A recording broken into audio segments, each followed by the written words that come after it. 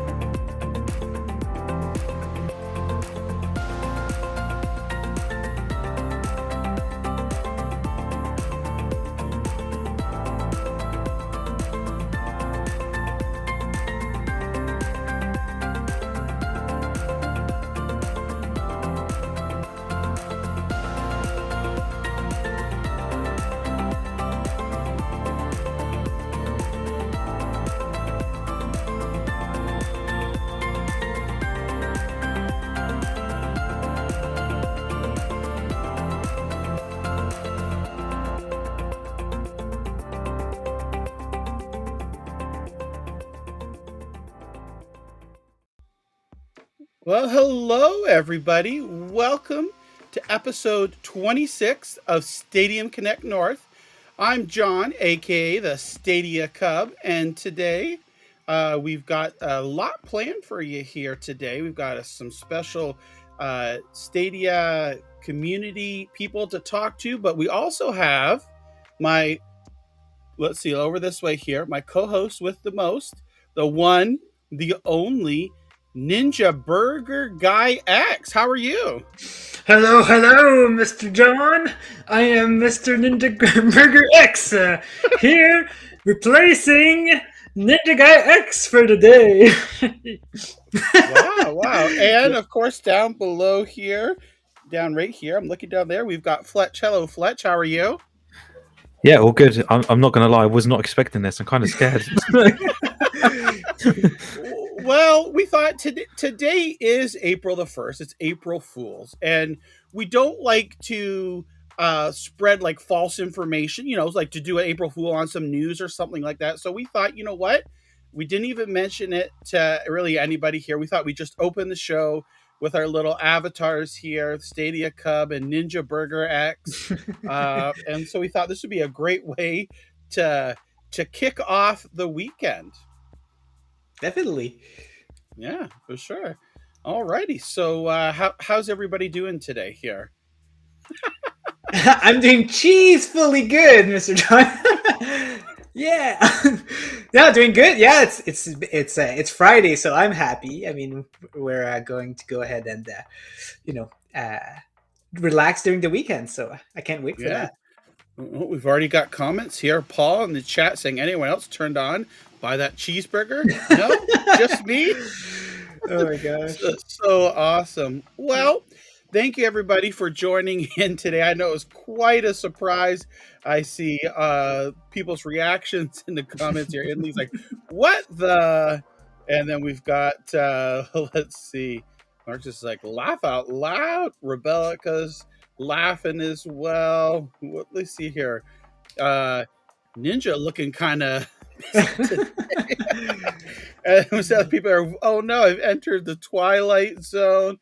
So lots of awesome comments here. And look at this. Oh, we got the original penguin. I'm fasting today, so NinjaGuy X is looking very appetizing there. I like so NinjaGuy X. Are your eyebrows? Are those French fries or what are they? Yeah, and they're pretty crispy. So if you want to have a taste, I wouldn't mind. So, but you'll have to come to me. Okay. Alrighty. So what we're gonna do today, we are gonna be talking to the one, the only, the original Penguin Adam here on the show today. We're gonna kick off the show talking with Adam here. So we'll bring him here in just a moment. And then what we'll do is we'll talk over the news, go over all the Stadia news of this last week. we'll get an early look and preview of Fire Commander, which is coming to Stadia later this year. And then we will talk about the community news. And actually, you know what? I just remembered that before we do the Fire Commander preview, we'll do our content creator shout out here.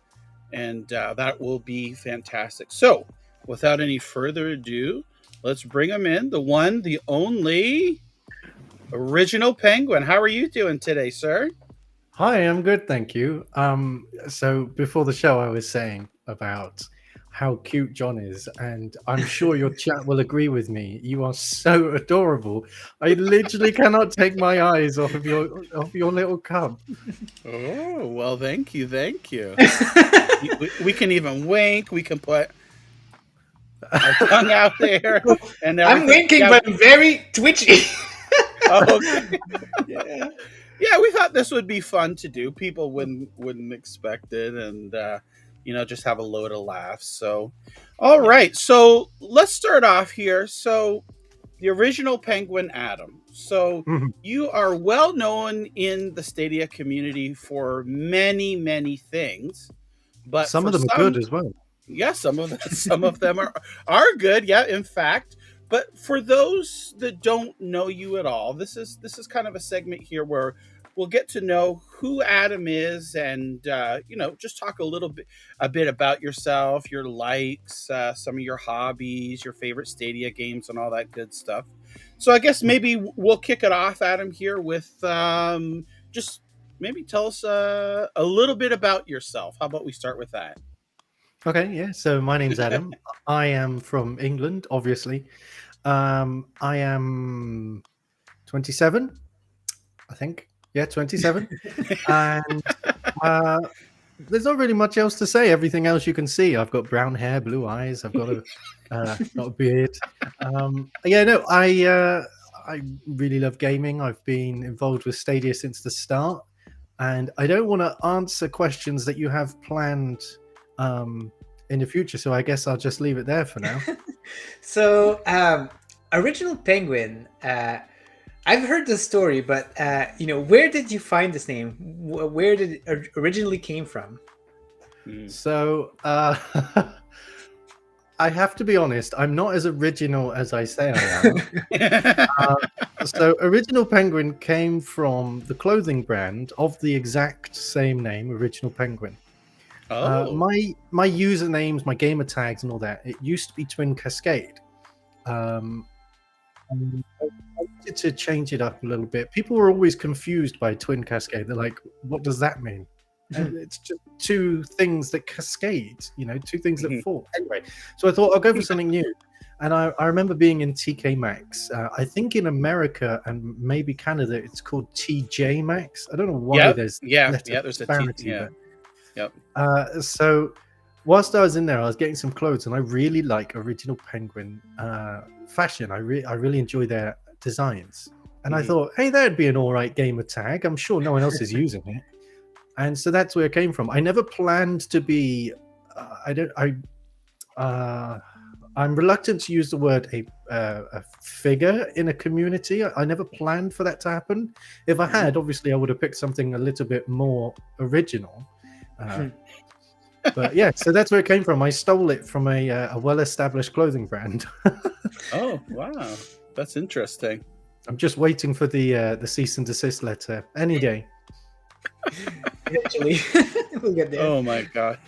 So Adam, how did you get into gaming, and maybe tell us a little bit about that, the early years? So when I think I turned 4, I think it was 4, I was given a Game Boy Advanced. I'm sure it was the Advanced. It was the one that was see-through, and you held it like that, not the wider one. You held it like that, black and white. Right? Played Kirby's Blockbuster or Block Ball, something like that. That's how I got into gaming. It was Kirby, and Tetris, and Metroid, the first Metroid game. Nice. Which was really difficult. As a kid, I never understood how to actually complete that. But yeah, so that's how I got into gaming, and I've been interested in it ever since. You know, I've gone through a lot of the crazes, though I'm not quite old enough to have experienced Pong when it launched. But yeah. Oh, wow. It really interests me that you say that, because tell us a little bit about what's your favorite genres of gaming. Yeah, so my favorite genre is definitely simulation. And I would also say I am a big fan of action games as well. I do enjoy things like Tom Clancy games and whatnot, but my biggest passion is simulators. I like to experience things that, rather than going out and getting a job as a farmer, why don't I just buy a £30 game and play with the equipment And not get paid, right? Yeah. Not get paid, but it's also much cheaper for me, and it doesn't require a career change. So Yeah, that's the main thing. That's awesome. So the simulation games is your favorite type of genre. Is there like particular, again, for those that don't know, I know like on Twitter you actively do talk about like some of your favorite games, but for those that might not have seen those tweets, like what are in specific, what are some of your favorite games? So Microsoft Flight Simulator is the top game now. For me, it's I've been playing flight sim ever since I was really young, maybe 9 or something like that. Wow. And I've always wanted to be a pilot. When I was a kid, I used to be in the air cadet, so I have actually flown a plane before. Wow, nice. So all of that experience, I don't earn enough money to be able to afford my own plane, so this is my way of experiencing that cheaply. I say cheaply, it's not really cheap when you buy all the gear and you're constantly, I should get another one, I should get another panel, I should get another stick, all this stuff. But so Flight Sim's the top one, and I'd say Farming Sim comes in a close second, which is kind of funny actually, because I first played Farming Sim 13 and I didn't enjoy it. I thought it was boring. And because of Stadia, because Farming Simulator 19 was, I think it was the first pro game, quite possibly. I think it was. Yeah. Because of that, I was like, well, let's give it a go. You know, I didn't enjoy the previous ones, but maybe I'll enjoy this. And I absolutely fell in love with it. I think it's my most played game. I think I've got over 400 hours on it on Stadia. Oh, wow. Wow. So yeah, there we go. Oh my gosh. So let's jump onto Stadia now. So when did you first heard about Stadia? And so you're a founder, you've been there since the beginning. So like, what piqued your interest, and what got you into it, and what made you stay with the platform up until now? Excuse me, that's a very good question. So I hadn't heard about Stadia before. I hadn't heard about it back when it was Projekt Stream. I wasn't active on Twitter really. And I don't really follow gaming events. I just get the games I want and then I play them. I don't really watch any of the events, and I still don't. It makes me want to spend more money than I want to, so it's easier if I just don't watch them. True. I think I heard about Stadia in June 2019. Was that when the pre-orders opened? Yep. Beginning of June. I think it was June the 6th or the 9th or something like that. Yeah. Well, my birthday's in June, and it's at the end of June, and I was looking to replace my computer because my computer was dying. It was very old and it needed completely rebuilding. So I happened to come across Stadia I think it was on Twitter. And I was like, oh my God, this looks really cool. And it's so much cheaper than me buying a new computer. So I said to my mum, look, would you be interested in getting this for my birthday? And she was like, yeah, that's fine. And so we pre-ordered. Obviously, I didn't get it on my birthday. I had to wait until November. But that's how I got into Stadia.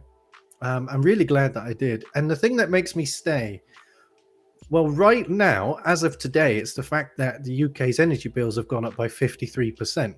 So that's definitely 53. So that's one massive reason why I'm sticking with Stadia. But also, I just enjoy it. I'm sat on a gaming chair, but I can't sit on these chairs all day long. I much prefer to sit on my sofa. And the best way to game is on a sofa is to play something through your TV. So instead of me forking out several £100 on a new console, I may as well just carry on with Stadia, and that's pretty much it. That's why I'm still here. It has everything I need. If there are things that I really want that I can't get on Stadia, like Flight Sim, I get them on my laptop, and yeah. So my laptop is supplementary to Stadia. Stadia is definitely my main platform. Nice. That's awesome. So let's see here. So for our next question here is, tell us something that the Stadia community doesn't necessarily know about you. So there are two things that you might not know about me, and I'm happy to share both of them because they're quite easy. So first of all, I've got tattoos. Not many. I've just got 2 tattoos. Mm-hmm. Nice. Oh, nice. Oh, cool. Yeah. Clay and to the bass. I don't even know what they are. A treble clef. It's weird doing it when you're watching yourself. So yeah, a treble clef and a bass clef, because Awesome. I'm a very musical person. I've been brought up around music. I've taught myself a few instruments and whatnot. So when I turned 18, I said to myself, I'd like to get a tattoo. I'm not that adventurous when it comes to making permanent decisions like that. So I was like, I'll get something that's meaningful to me. I'll just get the clefs on my wrist. Nice. And the other thing, which was me being a little bit more adventurous, is I have a tongue piercing. Oh, no way. Oh, wow. Never noticed. Very cool. Wow. So did that hurt when you got it, or because I can only imagine. Oh boy. Yeah. Oh man. Really? The hardest thing. Yeah, okay, so I'm sure we've all had injections, we've all had vaccines, and we've all had like blood tests and whatnot. Easy peasy. You know, when they stick an IV needle in you, it's quite painful because it's such a big needle. Yeah. Try an even bigger needle, but going through your tongue. Oh. That's what it's like, and you're there having your tongue pulled forward. I'm going to make the audience leave talking through this, but there's this guy clamping your tongue and pulling it forwards. You've got something going through it, and at the same time, you're there trying your best not to pull your tongue away, because obviously you don't want to rip your tongue in half. Yeah. Right. Yeah. So yes, it did bring a tear to my eye. Oh, I can only imagine. Oh, it's just making my tongue hurt with you talking about it. Jeez. Yeah, exactly. There was a good question here.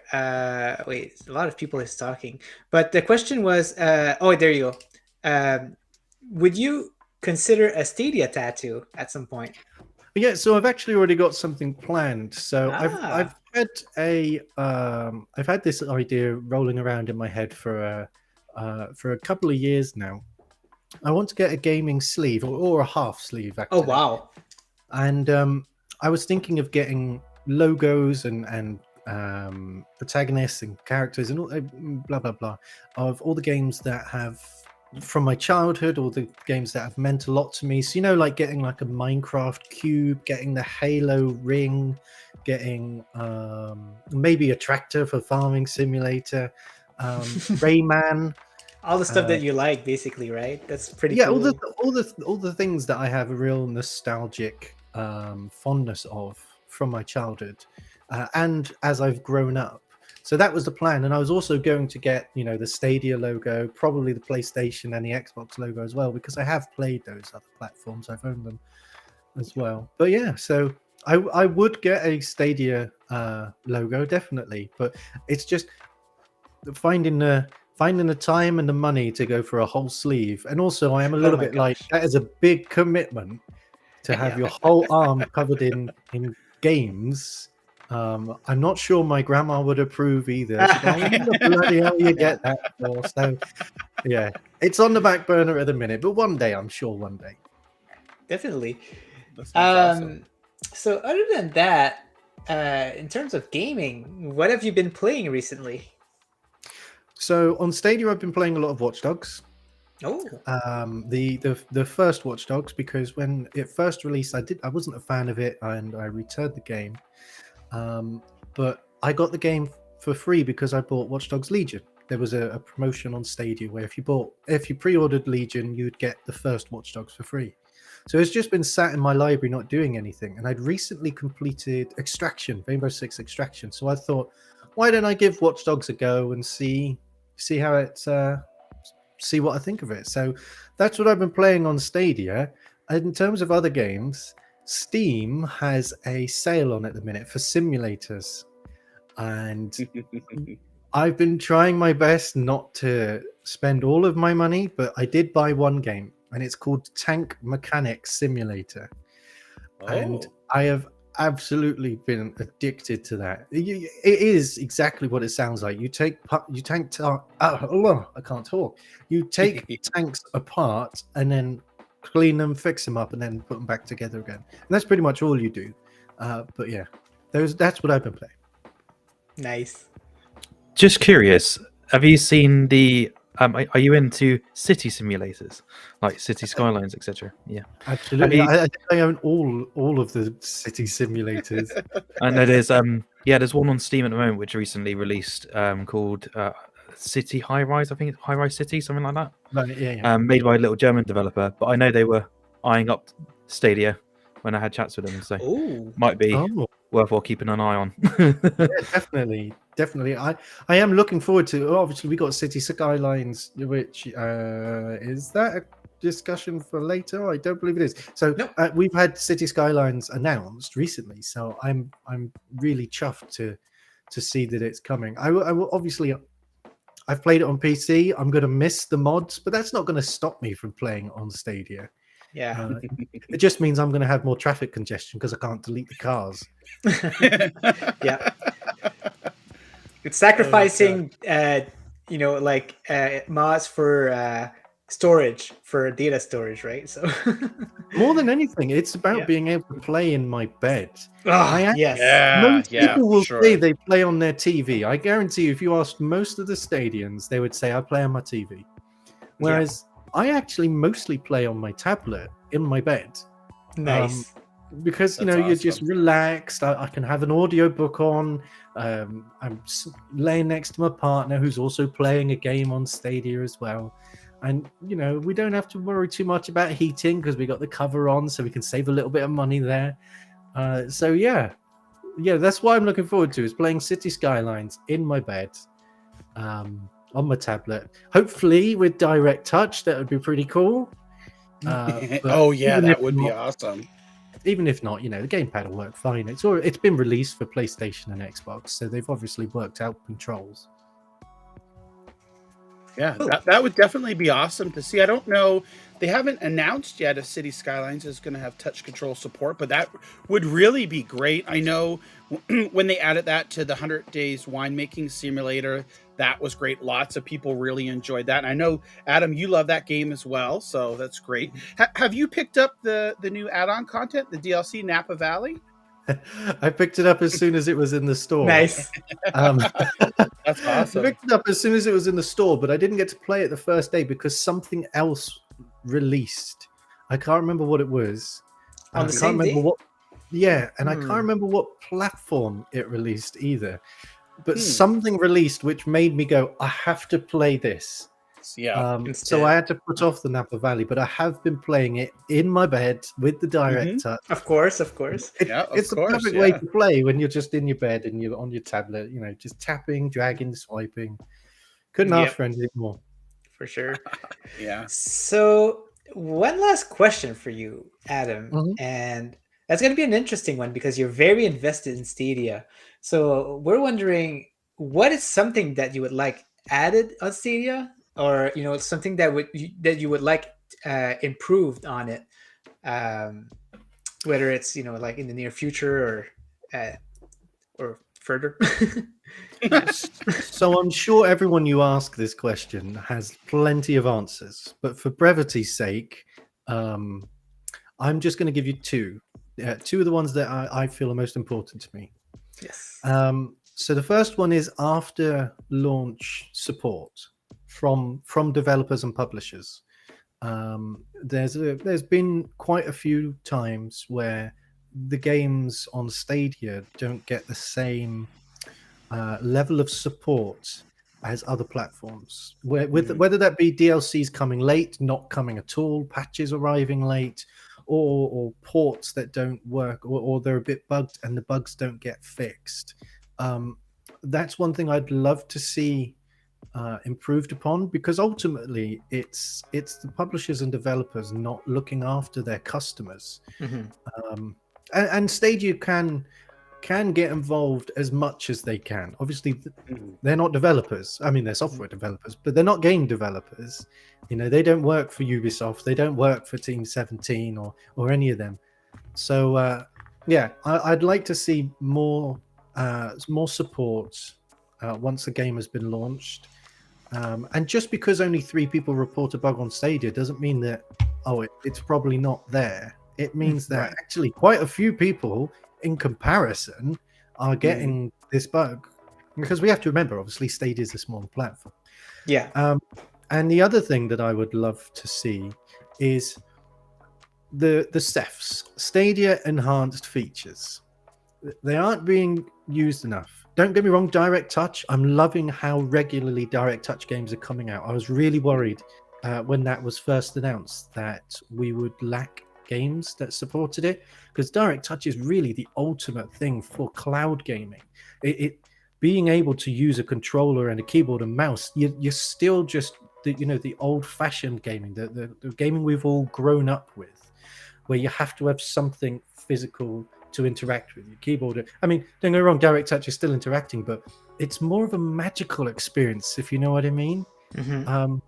But crowd play, crowd choice, and state share. State share, I love that.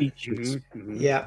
Crowd play could be used on every single lobby-based multiplayer game. Every one of them. Whether it be Uno or Ember, or it could be Extraction, or it could be golf with your friends. I'm really hoping that they're adding it. Yes. Yeah, they should, really. Yeah, I totally agree with that. Crowd play would really, really help propel Stadia, because obviously you can get your audience to join in with you. You know, stick up Super Animal Royale with crowd play. You know, it's a free to play game. You know, they don't even need to set up an account. If I remember correctly, there's an hour and 20-minute demo where you don't need an account. Or I'm probably talking out my backside, but anyway, you know, it's a free game. You just get people straight on the platform, and but we just don't have those. We haven't had any games launch recently with crowd play. I totally agree, because you see like Amazon Luna pushing couch play so much. Stadia could do the same with their exclusive features and see people raving about it. So yeah, totally agree there. Yeah. Oh, did we lose? Oh no, never mind. Noticed in the chat, Caliphate was saying about the feature of watching your friends while you play. So Stream Connect, yes, Stream Connect is also another fantastic feature, and I am so bummed that Rainbow Six Extraction does not let you use Stream Connect. It would be perfect, even if it wasn't there all the time. That's fine. I don't need it there all the time. But when someone uses their drone, it would be perfect if you could see their drone camera. It would just be oh man, I wish. Well, like I know Far Cry 6 launched with Stream Connect, and that wasn't like, we didn't know that. So I was hoping when Extraction launched too, that they might slip that feature in too, but man, unfortunately they didn't. So maybe in the future they could. Maybe in the future. Yeah, fingers crossed. Sure. So I've added a poll on the chat that you guys can have a look. It's what's your favorite Stadia feature, and this is what we'll be talking about during the open chat later on the show. So look for that. So Adam, thank you very much for coming here, answering our simple questions, but very fun to hear some stuff from you on there. Yeah. So guys, John, did you put Adam's channel in the description? Yeah. So I've got all his. You have Adam's got a one link. A one link does it all for all his socials. But I wanted to ask Adam something too, because we haven't even mentioned, or hasn't been even brought up. I was gonna talk Adam, more. yeah, about he's an aficionado, a connoisseur. I don't know the exact words, but he loves to count pixels. So Love. so Love is a strong word there, John. so Adam, tell, for those that don't know, tell us a little bit about like what I'm referring to and how this all came about on you doing this and creating this massive database that a lot of people use on a daily basis. I don't know how I could say no to such a cute little furball, but yeah. So I maintain a database of the native resolutions of games on Stadia and the frame rates and some other information as well. But the key bits, the bits that everyone seems to want to use the database for, is for resolutions and frame rates. It came about because on Reddit, I noticed a lot of people. This is before I was a mod, and back near the beginning of Stadia, back near the launch, I noticed a lot of people were saying this game is this resolution, but you'd have multiple opinions on that. Some people would say it's 1080p, some people would say it's 4K, and so what I'd set out to do was to find out what the resolution was. And at first, what I did was I was just messaging publishers, looking at news websites, not questioning the results either, which was a really big downfall for a lot of my database. And I was just recording all that information, putting it in one place, and then that way, if people were interested in that, then they could use that resource. And I'd always said to myself, if no one's interested in it, then I won't bother. But apparently people are interested. About 4,000 people last month looked at my database. Oh my Wow. gosh. And I'm guessing a lot more use Stadia Enhanced to see the data in the store. But yeah, so what ended up happening, instead of me using the information that I found online, because sometimes I just wouldn't find anything, I wouldn't find the resolutions. I watched a Digital Foundry video on pixel counting. It just happened to come up in my recommended videos. So I thought, sure, let's watch this. I'm sure it's not going to be that difficult to learn. I know that exact video. And it is quite complicated and difficult to learn, especially when they take you through the calculation. I was like, I don't understand how this works. How is this making any sense? And it took a few times, and eventually I was like, right, okay, I see. That's how that works. And so I started practicing, trying to pixel count some games. At first I was really, obviously I had no experience, but I would make mistakes. And I've always said, I'm not infallible. There are probably mistakes in my database. I'm put my hands up and say, it's not all going to be completely accurate. I do my best though. Yeah, so I learned to pixel count, and then I tried to pixel count every game as soon as they launched. But it's really expensive buying games full priced and waiting 10 days for the money to come back. So yeah, in the end, I might have a trick for that, but I'll tell you off stream. But yeah. Well, what's ended up happening now is I created a Discord server for people who own these games, who want to just provide me with the captures, because that's all I need. And if Stadia ever does something where you have 30-minute demo of any game on Stadia, I won't even need the Discord anymore.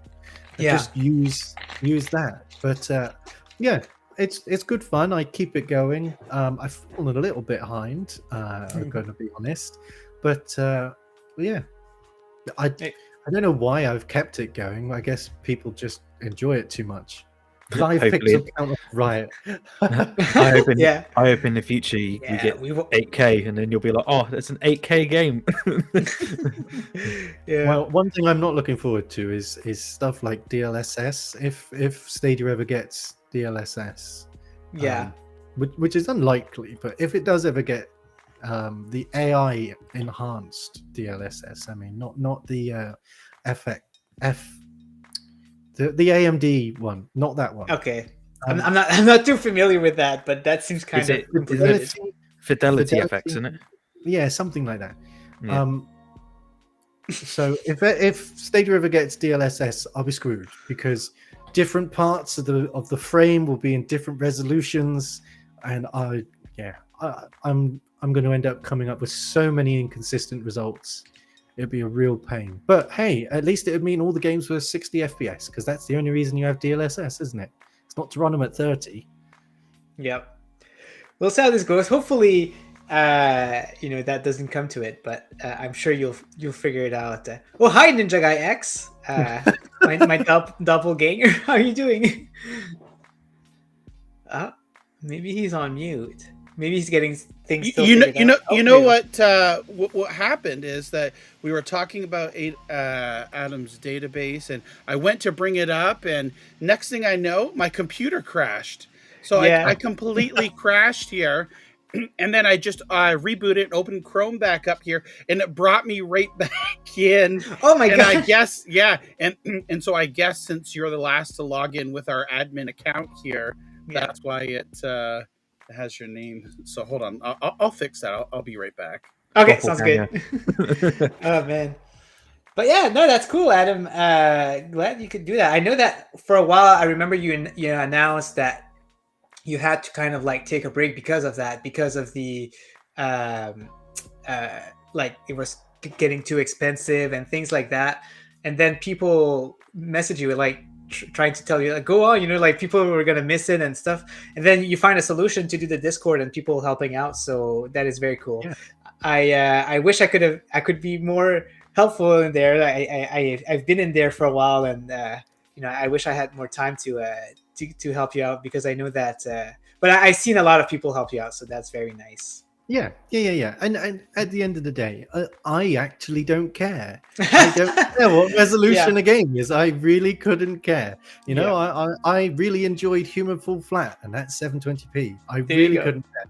I didn't know that. But I know some people do, so that's why I do it. So I'm any help is great, even if it's just saying, oh yeah, this supports HDR. That that really helps me, because otherwise I have to buy the game and run it through my TV. So yeah, exactly. All right, so yeah, thank you very much, Adam, for that. You know what I'm gonna do now?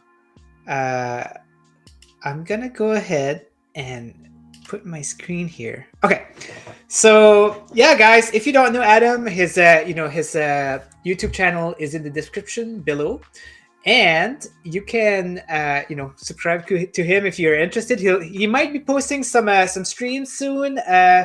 Hopefully, he's like thinking about doing some streams about golf with friends. So if you're interested in seeing that, make sure to have a look. Yeah, definitely. All right, so let's go ahead and jump into the news section now. Let me just bring that up here. There you go. All right, so first things first. As you might have noticed, my face is kind of like. I don't know. Is there? You can put John. There you go. Yeah, do that. Yeah. All right. So the pro games are out today, and we've got we got Chicken Police, Ease 9, and City Legends that came out today. But yesterday we got some announcement for Deliver Us the Moon, a game that we're pretty excited about. So there's been a delay, and they said, so it says that it's currently delayed. There's no current date about it. We don't know when it's going to come out, but it's still planned to be coming in there. So we'll see what happens with that. But other than that, we also have World War Z Aftermath. Some people were surprised that we didn't get it today, but during the blog, it mentioned that we're gonna get it on the first week of April. So that means that we're probably gonna get it sometime next week. So you don't need to worry about that. We'll be getting the game as expected. It's just that it was not expected to be on the first. So guys, I'm just gonna ask you guys, are you excited for the 3 games that came out today? What about you, Fletch? We got City Legends, Chicken Police, and East 9. I'm not gonna lie to you. The 2 games that I wanted are not here. They're the most anticipated one, right? Yeah. So yeah, I saw my most anticipated is World War Z, Ah. and then Deliver Us the Moon. So I was a bit gutted. Obviously, I understood World War Z was next week, so I reckon that'll probably be in Tuesday's blog post. Yeah. But Yeah. I'll probably dive into East 9. I haven't actually jumped into the series yet, and I know people highly rate it, and I do like a good JRPG, so I'll give it a good go. Very nice. What about you, Adam? So I've actually been eyeing up Chicken Police since it launched. It was one of those games that I'd put on the back burner, and I'd always said to myself, if I've got a bit of spare money and I fancy buying a game, I'll get that one. Yeah. But it got announced as Pro, so instead I bought some airplanes on Flight Sim. So I'm pretty pleased. I haven't had the opportunity to try it yet, but I will be. Probably after this stream, I'll be in bed on the tablet. Yes. Using the Direct Touch, which is another thing. We got 2 games with Direct Touch in the Pro as Pro games this month, which is really, really cool. Oh yeah, Chicken Police is Direct Touch. If I remember correctly, it's Direct Touch. That's cool. No, I didn't personally know, but if it's the case, that's awesome. And if it isn't the case, April Fools. Yeah, there you go. But yeah, I'm also disappointed that we haven't got World War Z yet. I'm not disappointed because it didn't launch today. I'm just disappointed I have to wait a bit longer because I've played World War Z before and it's such a fun game. East isn't my cup of tea. I'm not a big fan of JRPGs. I don't think it's a problem with them. I think I just don't get them. Okay. A lot of the gameplay styles that carries between JRPGs, I don't think it resonates with me. But my partner, however, he was sat down there playing for about 6 hours today. He said, I probably won't complete this. It doesn't seem like a game I'll finish. And I'm there like, are you sure? You might finish it today. I don't like this game after 6 hours of gameplay, right? I think you can make a decision before that. Yeah, I decided that I didn't like it. Nah, not for me. Yeah. So that's me. Nice. John, you've played Chicken Police. Eli here is asking, is Chicken Police black and white? Yeah, Chicken Police is black and white. It takes place in it's either the 30s or the 40s. It's that film noir type atmosphere and game. It is super hilarious. I actually beat the game on New Year's Eve, so it was my last game of 2021. It's totally fun. I love it. Yep, just like Zoranis is there.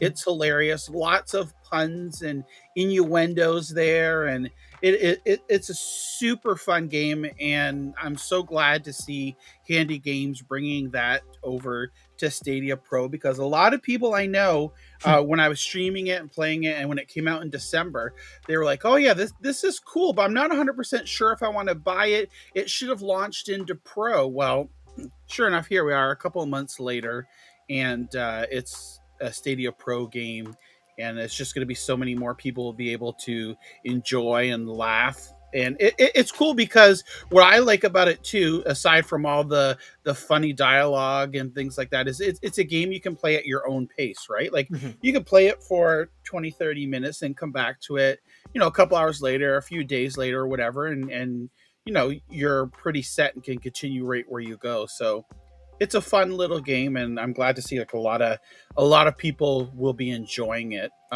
For me, Ease 9 I played back when it came out. I believe it was August or July. I can't remember. I had a blast with it. I played about between 30 and 40 hours, but I know you could spend at least double if you wanted to do everything in that game. Yeah. And what's good about it too is you might think, okay, oh, this is number 9. I've never played Ease or 2, 3, 4, 5, 6, 7. 8 was on Pro, but it's now left Pro as of yesterday. But even if you haven't played the previous games, you can still play 9. They make some references to the earlier games, but it's not anything like that really matters that you would lose out. You know, they might say, oh yeah, well, remember when George and I were on the island and we were swimming? You know, like, okay, yeah, it does, but it doesn't really affect how your understanding of the game. So it's good. It's good to easy like to pick up it, and even if you've never played on the series there. But for me, my top 2 games were Deliver Us the Moon and World War Z Aftermath. Okay. Like Adam said, we knew that Aftermath wasn't coming today. This is the first week. I was a little bummed yesterday when I heard Deliver Us the Moon was delayed at first, because I know we're all in Discord. Fletch posted it in there. And we're like, Yeah. is this an early April Fool's? Are they joking around with us? And because remember when we interviewed with Cohen there, when we were talking, you know, we originally heard on the Wired podcast that it was coming out, I believe, April 21st or the 22nd.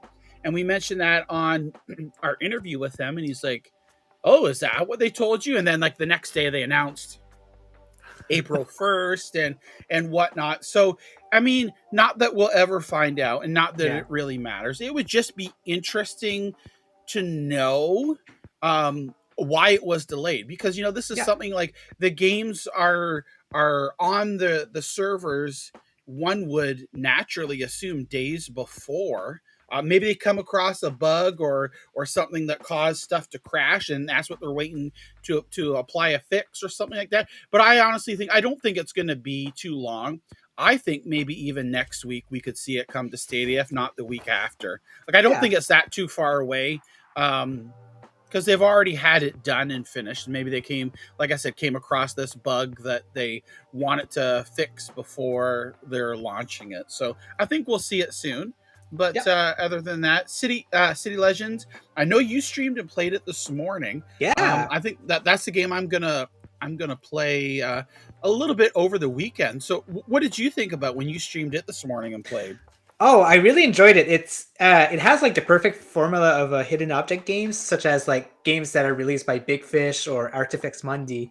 And, you know, this is what I expected. So I'm really happy. And, you know, like, this is exactly what I wanted to play. And really love it.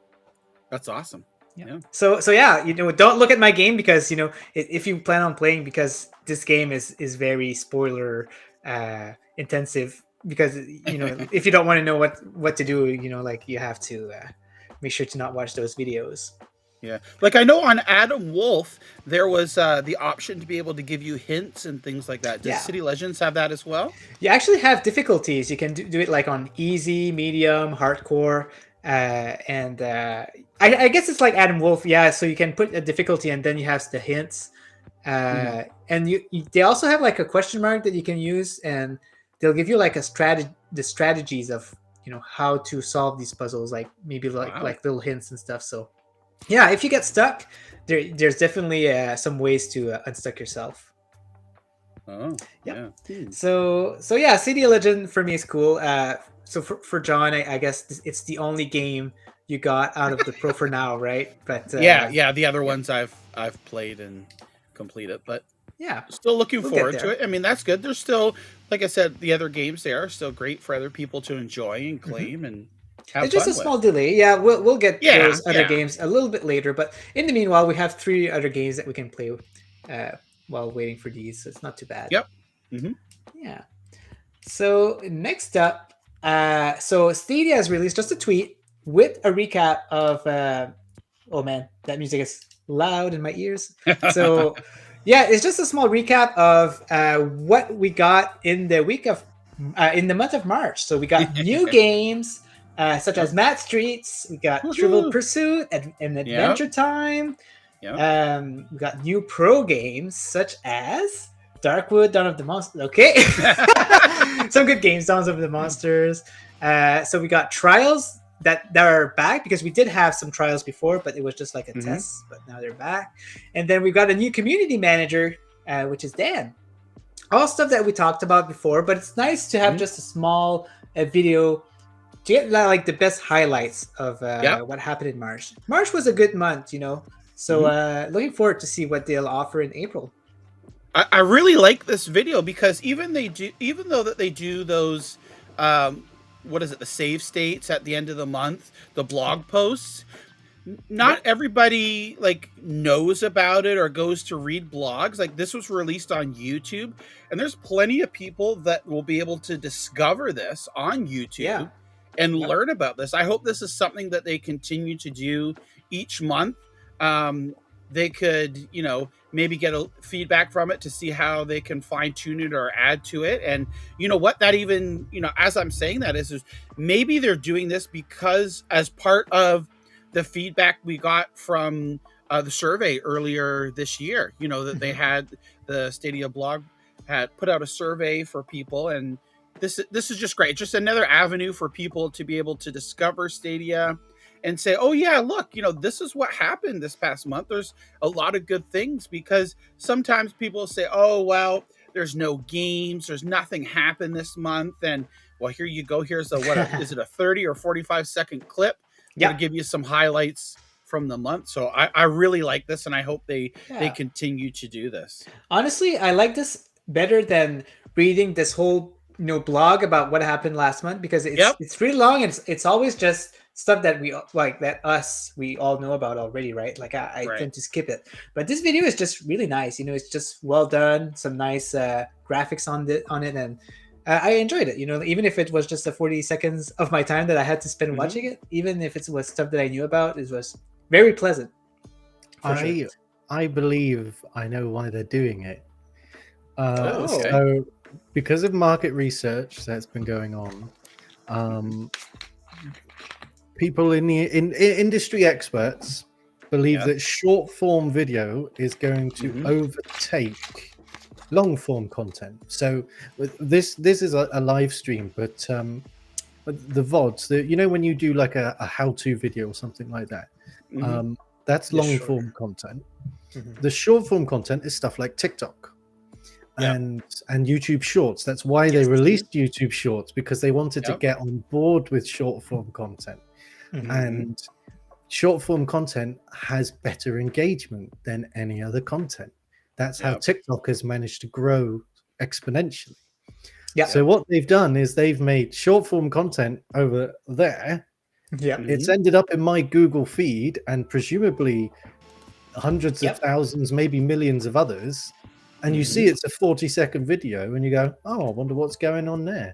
And then there you go. You've got more engagement that way than doing a blog post, for example, because you're not going to get as much engagement when people have to read. If it's just a video with a few title texts, then that's going to really help engagement. That's awesome, Adam, because that's so true. Like, now that I think about it, as you're saying it, I'm shaking my head, and I'm like, this completely makes sense. Someone can invest 40 seconds into watching and listen. Don't even have to listen to it. They can just watch this video for 40 seconds rather than taking maybe the 3 to 5 minutes that goes over to a blog post and have to read. And people look for the easiest path to things. And here you go, 40 seconds. Here are the games. It's a visual representation. And like you said, the short form, it's bam, bam, bam, done. And that's stuff like you said, TikTok and what it was Vine before, and the YouTube Shorts and stuff like that. The younger generation loves that type of thing. And it's just that quick in your face content, and bam, you're on to the next thing. That's awesome. I like that. And honestly, if it would have been like a 3 to 4 minute video, maybe I would have skipped it, because I saw, 40 seconds, I'll take the time, to watch it. It was pretty fun. So it's a good video, and hopefully they'll do that every month. It was a really good one. So next up is Super Animal Royale. So this is a 1 hour and 14 minute stream. But and we're gonna watch every second of it here, right? Exactly. Because like Adam and Flesh don't need any sleep. We can keep them going on for a long time, right? All the way from UK. But yeah, no, a new version 1.4 is coming to Stadia and other platforms, of course, for Super Animal Royale, and there's some pretty exciting stuff. You know what? Let me go through what we're gonna get here. So here it says SAW versus Rebellion, and it's a new game mode that we're getting, and it first introduced publicly in the public test realm on version 1.4. So let's just read what this new mode is going to give us. And it's saying here, the mode is a control point type game mode between two teams of 24 players, featuring a selection of special classes and maps to play on. The goal of each team is to capture the 3 flags on the map for as long as possible, while killing enemy players to drain points away from the opposite team. So some kind of capture the flag. The first team to reach 0 point loses the game, while kills in this game mode counts towards challenged goals. They do not count towards milestones progression. So this is the biggest meat of the update, of course. So it's going to be very interesting to see some new game mode. I think 9 to 5 is also going to get some new game modes later on this year. So it's nice for those free-to-play games to get more add-on, you know.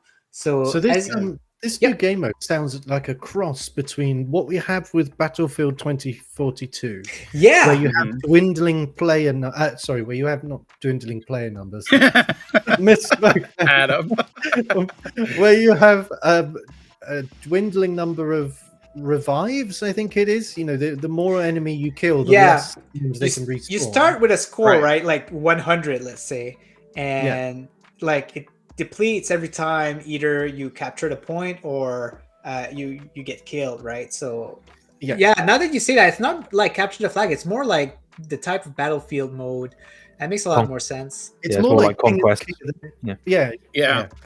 But I also am getting slight vibes of Team Fortress 2. Big fan of Team Fortress 2 doing the control points. Because obviously a key point of Team Fortress 2 was when you're doing control point is to make sure that you keep those control points to yourselves, and the best way to do that is just to charge the enemies. Wow! So, I remember that. And whatnot. I haven't played that in so long. So yeah, that video was from the developer for Super Animal Royale. They streamed that. It's either was it 20 hours ago. So last night. This is coming part of season 3, I think, which is on Tuesday. And so they had the developer stream here showcasing it off, and I saw that. It looked rather fun. I mean, every time I've played Super Animal Royale, I've always had a blast with it. We had as part of the Stadia Discord on one of the monthly special events there. We all had fun playing that, and Vivi got access to a special mode here. He could act like basically like a god mode where he could just manipulate the environment and all the settings and things like that. But this is really fun, and the fact it's free to play is amazing. Yeah, definitely. And other things that you'll have here is different classes. So like Adam said, is very similar to Battlefield, where you'll get Scout, Medic, Assault, Sniper, and Heavy. There's currently 8 Team Fortress 2 likeness there with those names. I'm wondering where the Pyro and the Spy are. Yeah, who knows, right? That'd be cool if they made like some kind of cutscene, like the same style as Team Fortress, you know, like they did with the Spy and that. That was so fun. So there seems to be a few maps that you can choose for this, which is kind of cool because when you usually play Super Animal Royale, it's just this one map, right? So you have multiple locations for this, and then they talk about the flag and then their history of previous patches. Yeah. So I know that John will probably be streaming this when it comes out. Yeah. I know John, and if when this comes out on Tuesday, if we don't have World War Z or Deliver Us the Moon, I'll definitely stream this and have fun, play along with others. And it's good. It's great. I love Super Animal Royale. Yeah, definitely. John, so I've got a question for you. Okay. When we did the event, you managed to get a win. When we did the one in the Discord server, in the official Discord server, you managed to get a win. Have you managed to get a win outside of that yet? No, see him shaking his head. You're gonna make the Stadia panda cry, the cub. I was going to say, you're not really a panda, are you? No, yeah, no, I just got mixed up there. No, I haven't. That was just complete chaos too when we were playing that as part Yeah. of the Discord event. I had so much fun because it's just like even some new people that we met there too. So it was awesome. But no, I haven't. I have not got an official outside of being on a team or in the Discord a win yet, but hopefully we can resolve that in this coming week. We'll try to help out, but no, definitely I'll try to join that stream if you do. Like, it's so much fun playing Animal Royale, especially with a team that you can speak with, right? Yep. So he is gonna stay a furry throughout the show. At least the show. Other show as well. We'll talk about it. We'll talk. We'll see it. We'll see what's his deal. So something that Adam. So in relation to Super Animal Royale, something that Adam noticed in the Discord is that Super Animal Royale will finally be fully cross play, which means that you'll be able to team up with PC players, which is an issue right now. So what's happening is that you can join PC players randomly, but you can't like invite them into your team. It has to be like random. So I don't know if it was a bug or something, but they're planning on implementing that in the next patch. So on the April 5th, which is in Tuesday. 4 days. Tuesday. Yeah. Yep. Nice. So looking forward to that. So thank you, Adam, for noticing that. Twitter is my main platform, so it's nice when you guys post that.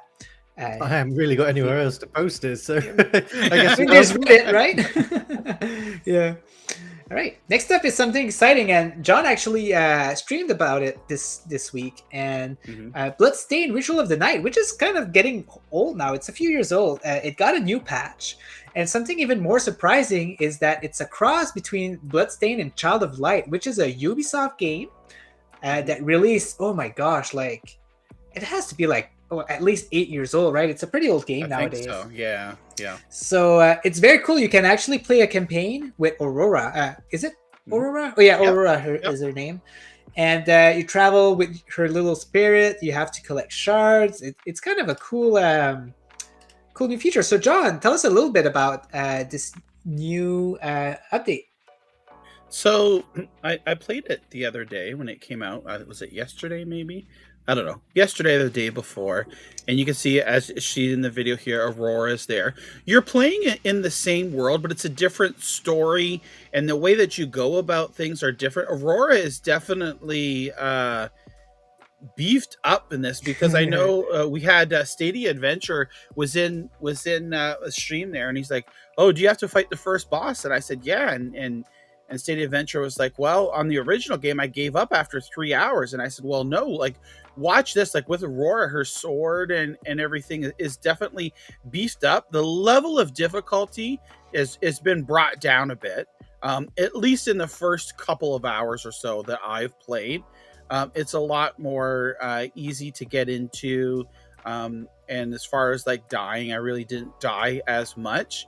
But it's great to see this crossover, and like you said, it's kind of strange because it is really didn't know anything about this at all until somebody in the community saw the Twitter account tweet about this new update coming. It's version 1.4 and that includes Aurora, and you can see there. Look, it doesn't even have the Stadia logo there on the trailer, as usual, of course, right? Yeah. So someone in the community says, "This is coming to Stadia as well," and they said, "Yep." So it actually it's on Stadia live now, and as before, I don't even think it's not out yet on Nintendo Switch. It comes out later, and it's a fun addition. I've got some views on it from my stream and people asking questions and are interested about it. So good to see, and it's a Stadia Pro game as well. So yeah, exactly. Completely free update. Yeah, in January, I think. Mm-hmm. So Fletch, so with this crossover, do you think it means anything? Do you think that we'll see a partnership between Ubisoft and this game again later on, or do you think it's a one-time deal? Do you think something in the future will come out of this? I think it may just be sort of a one-time thing. However, saying that, for them to update Bloodstained just randomly out the blue, maybe they're looking at a sequel. I don't really know. Yeah, it could be that they're trying to drum up some more interest in it prior to another game coming. Never know. It could be due one. Yeah, exactly. It's hard to tell, right? And what about you, Adam? Do you think there's anything that's going to come out of this? So I've got a couple of thoughts about this. The first one is I think it could be an experiment to see how these game crossovers affect game sales for older games or for indie games. Ah, that's true. I also am... There's like something niggling in the back of my head. We all know that Ubisoft are looking to NFTs. Okay. And I wonder whether I think 505 was the other publisher involved in Bloodstained, isn't it? 505 games. Yes, it is. It is 505 games. Yes. Mm-hmm. And I wonder what their stance is on. I don't have the information off the top of my head, but I wonder what their stance is. This could be an avenue that leads down to NFTs and the way that they're supposed to be able to be used, where you have these crossover items between games that have no actual link between them.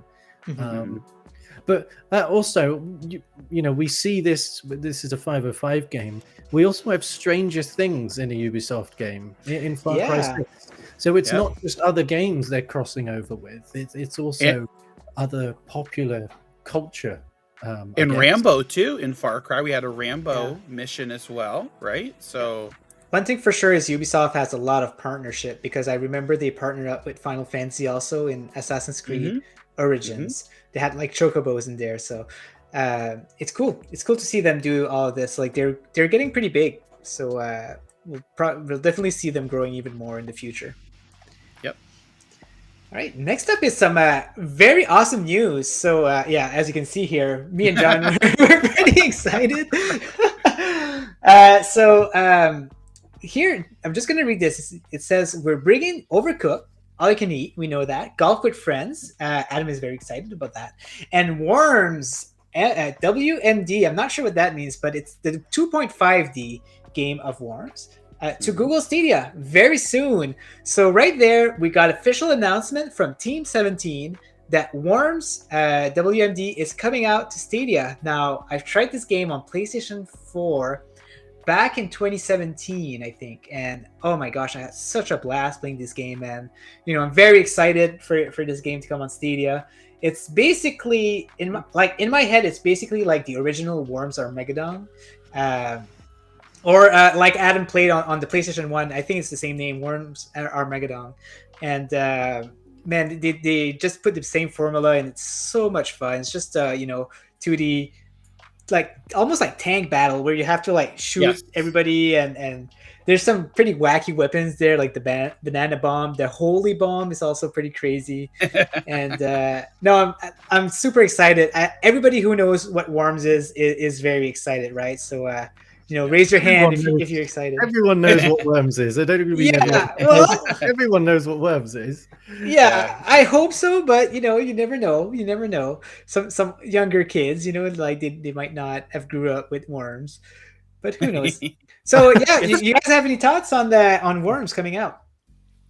I'm gonna say it's great. I mean, this is that's like Team 17's flagship title, really, is Worms. Yeah. And when they announced Overcooked, although that is very popular as well, in Golf with Your Friends, people were saying, "Oh, well, what about Worms? Where's Worms?" Well, here it is. Somebody was just, and this was like the way that it was announced was just kind of odd, because casual, right? Very casual, because you see there someone goes, "Oh, well, I just went to cloud gaming. I'm not wasting money in hardware anymore. Is there any of your games coming to Stadia or Luna?" And sure enough, they spilled the beans here. So I don't know, Worms. Are we going to get it this month in April or in May? Gosh, can you imagine? they said very soon. So I would assume within the next, because we know Overcooked and Golf are scheduled for this month. I would assume Worms is probably going to be within the next 2 to 3 months. If it's not this month, like I think by June we'd probably get it. For them to say very soon, that's just my take on it. And it's so good because, you know, playing against your friends or people and like blowing the worms up, seeing them fly across the screen, and it's just so fun. It's kind of like in a certain way like Lemmings, where you would you know, dig down and try and get your lemmings to go off to a certain place. But this is, you're going to blow your opponents up here, and you're using these weapons of mass destruction. So it's just funny, and looking forward to it. Definitely. I kind of reckon that this is going to be a pro game that'll come out. I hope like, so. I hope really? so. Yeah. I know that it's been on PS Plus, and it was on Game Pass. I don't know if it's still there. So I wouldn't be surprised to see it come to pro. But with Team 17 bringing more games, I'm still hopeful for one title they make. So yeah, exactly. Like it's just that all of these games could potentially be pro games, actually, because they've all been like free or on Game Pass or things like that. The thing is, all those 3 games, like they don't like overwhelm any of them. Like they're all so good. They're all like awesome party games. So this is why it's so exciting, right? So Adam, like, are you very excited about all these? I know you are, but you know, like, tell us your excitement on it. So yes, I am very excited, specifically for Golf with Your Friends. I absolutely adore that game. Worms, Weapons of Mass Destruction. I'm not the biggest fan of the 2.5D ones. My favorite were the 2D and the 3D one. You know, I know it's very controversial to enjoy the 3D Worms, but 3D quite best. We can all agree, at least it's not Worms Pinball, because that game was absolutely shocking. I've never heard that. Well, consider yourself lucky if you haven't missed out. But yeah, no, I'm really more than what they're offering, what they've announced. Sorry, I'm more excited that it's Team 17. Team 17 have made lots of great games. Some of the other stuff that I really do have my fingers crossed for are the Escapists, the Survivalists, the Walking Dead. You know, I think Yooka-Laylee was released by Team 17, right? Quite possible. Yes, Yooka-Laylee. That'd be cool. Exactly. It would be great to see both those games come over to Stadia as well. So maybe these are, you know, they're testing the waters here to see how these do, and hopefully everything goes great. I'd like to see Team 17 embrace Stadia in the same way that Outright Games has. Oh man, Outright Games. You know what? We want to put everything on there, which is great for us as gamers. Do you know? Of course, I'm not interested in Peppa Pig. I'm not interested in Dawn of the Dragons. I'm not interested in Spirit's Lucky Adventure. Obviously, I don't have kids, and I'm 27. That's no offense to anyone who is older than me or my age and enjoys those games, but you know, you don't go around telling people that you like those games. Anyway, so I don't want to insult your audience too much. But yeah, no, there are some fantastic titles, and I just really hope that Team 17 is going to be all on board. With Stadia. I understand what you mean, because I understand what you mean, because like Outright Games, like Wired Production, they do mention like, we're bringing everything, you know, like that's our ultimate goal. We love Stadia. They do weekly posts about Stadia, you know, and these are the best kind of support that we can have on the platform right now. So hopefully we see that. I'm really hoping they bring Hell Let Loose, please. Oh my gosh, that would be crazy. Asking for it every time the game request goes up on Reddit, and I'm there like, Hell Let Loose. Yeah, please. I would love to try that game for sure, like, because I know that you enjoyed it a lot on PlayStation. So I would definitely team up with you. Nice. Also, I do agree with Fletch. I think Worms, it's the only game of the 3 that we didn't get a release date for. Yes. So I think that the reason that they haven't announced I mean, Google hasn't even announced Worms, have they? It's They No. haven't. No. Team 17 replying to a comment. It's not But even lately, announced, really. lately, Google has been a lot more like they've been letting publishers make announcements, right? Like a lot more lately. So who knows? Maybe they'll never talk about it. Maybe they'll just let the. It's kind of a mix between the two, isn't it? Because they had slowed down making the Yes. announcements, and then all of a sudden, after they did the feedback form, and I'm assuming it's because of that, they seem to have ramped up when they post things. It's almost as if as soon as the community team know, they like, yeah, let's put it on there. True. I assume that's not how it works. There's probably lots of paperwork and whatnot to sort out, but Yeah. that's how it appears anyway. But just by the fact that those 3 games are coming very soon by Team 17's I don't know what the word is, admittance. By what they say, it's coming very soon, and very soon for those other 2 games has a date, Yeah. which is this month. Well, as Google hasn't announced those 2 games coming this month, it makes me think that it's coming on the 1st of next month. That could be. That's what I think. That's a good assumption. I Yeah. think that would make sense. So let's hope that happens. I'd be very happy if it does. So Well, to corroborate with that with Adam there, remember when they announced Lumo is coming out later this month, but it was delayed for Stadia, coming a little bit later for Stadia.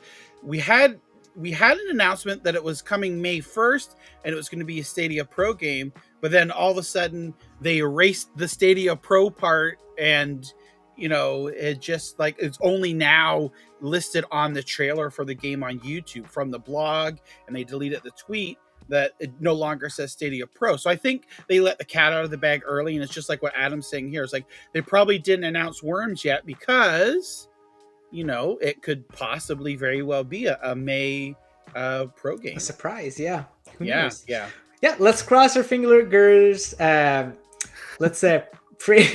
Let's pray in our bed. And We all heard it. We just didn't say anything, NinjaGuy.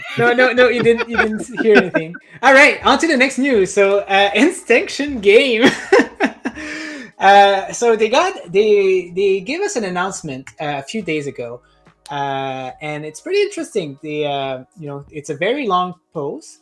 What is interesting about it is that we're gonna get a date sometime soon. So they said last year we had anticipated making a fairly modest game by Q3 2022.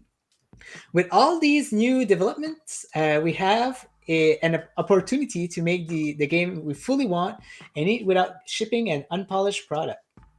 As such, we'll announce a more realistic release date soon.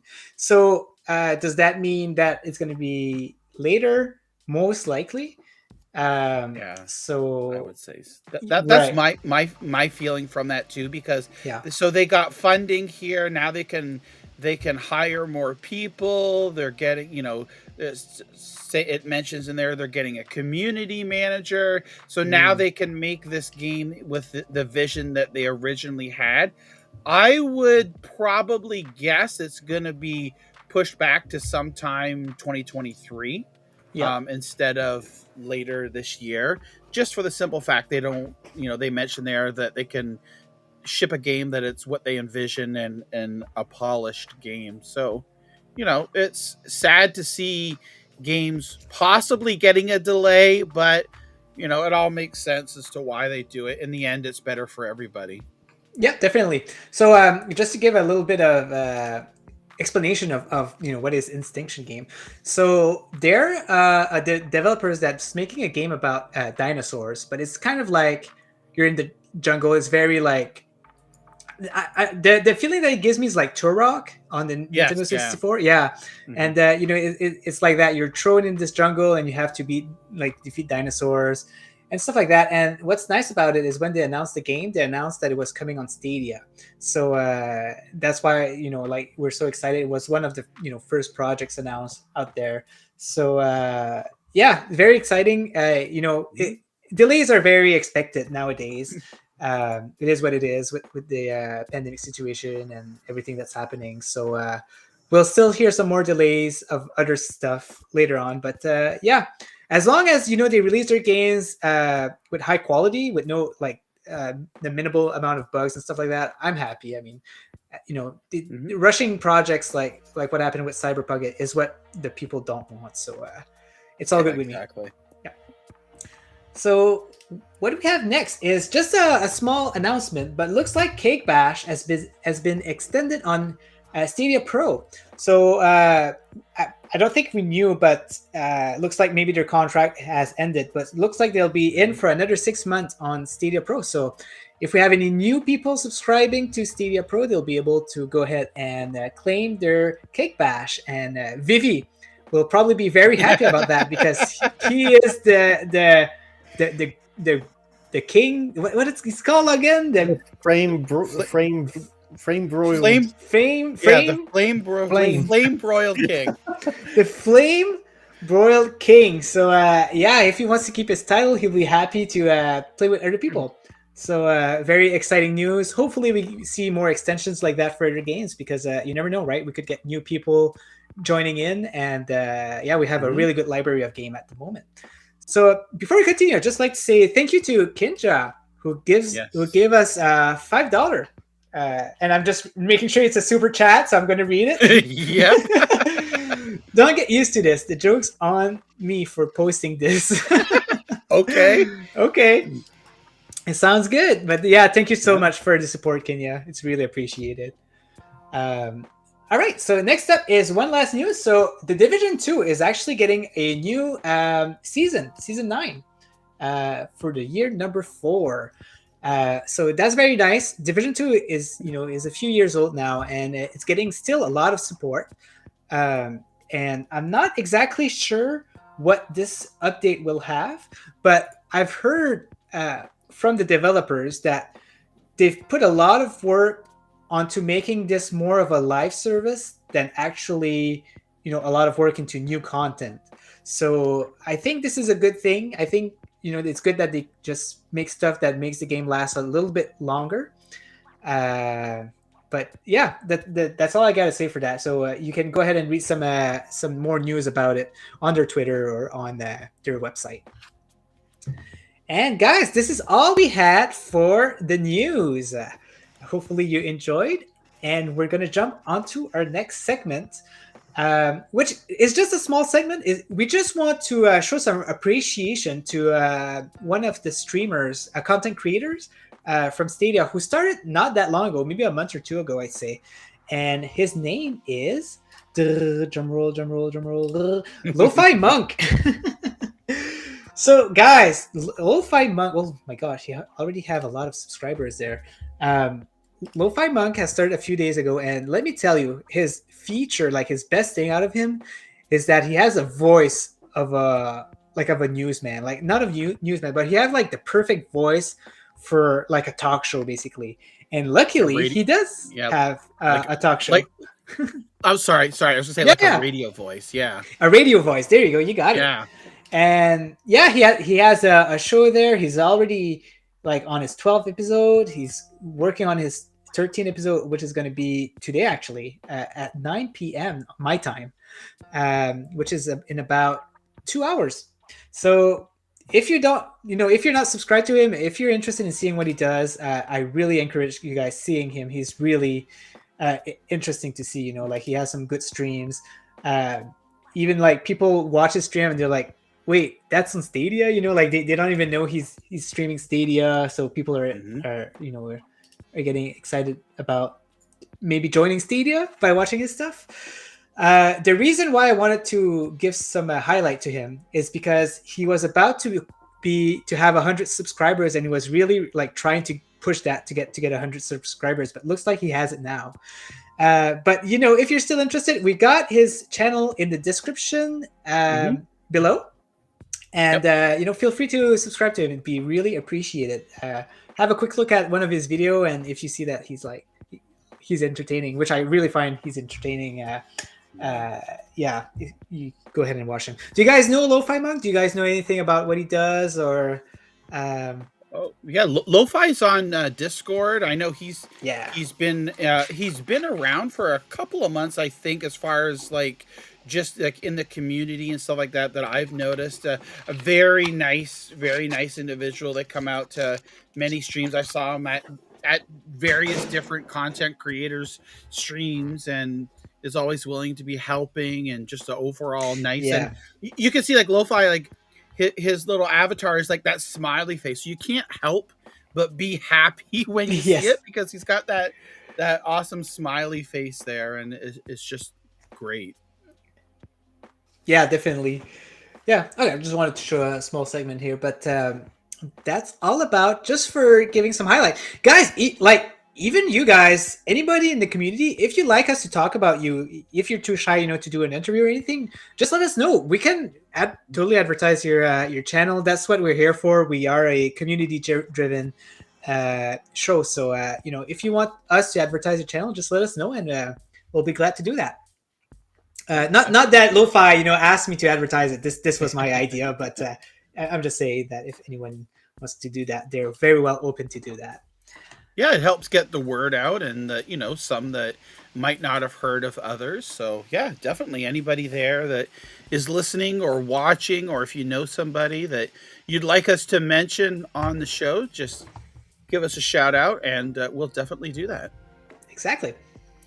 So now on our next spot, so I'm done talking. It's time for John to show something, to keep talking here. So what we're gonna do is show a preview of Fire Commander. So this game is coming on Stadia. I don't think it has a date yet, but John was lucky enough to be able to download it on Steam, which everybody can download. So I don't know why I said he's lucky enough to do that. But, we wanted to show you a preview of what it is. And John is going to give you some thoughts about it. Yeah. So what I'll do here is I'll bring it up and I'll turn the volume so it's not so loud on it. And we can kind of watch it here and just mention. Let's see here. So, can you hear any of the sound or no? Yes, let me remove the music here, Lo-Fi here. Okay. So we're going to go on here. We'll let the little intro play here. So, you want to be a fireman? Great! You need to realize that it's not a regular job, though. It's a service that demands dedication and persistence. And heading an entire unit means taking responsibility for your people. The brave men and women that put their trust in you and will literally follow you into the fire. So, before you take that responsibility, make sure it's the job for you. Today, you have 3 missions to complete. If you decide you can handle that job, we'll see you soon at your station, which you'll run single-handedly.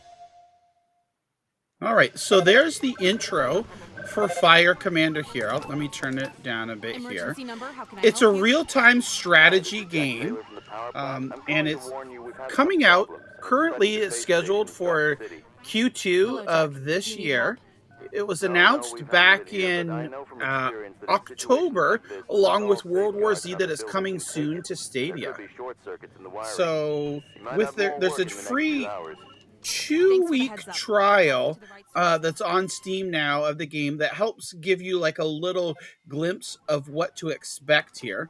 There's 3 missions, and it kind of just introduces you to the game here. That shows you the different classes of firefighters that you can play as, and the different assets and whatnot. We'll skip through the video here, and I'll show you a little bit.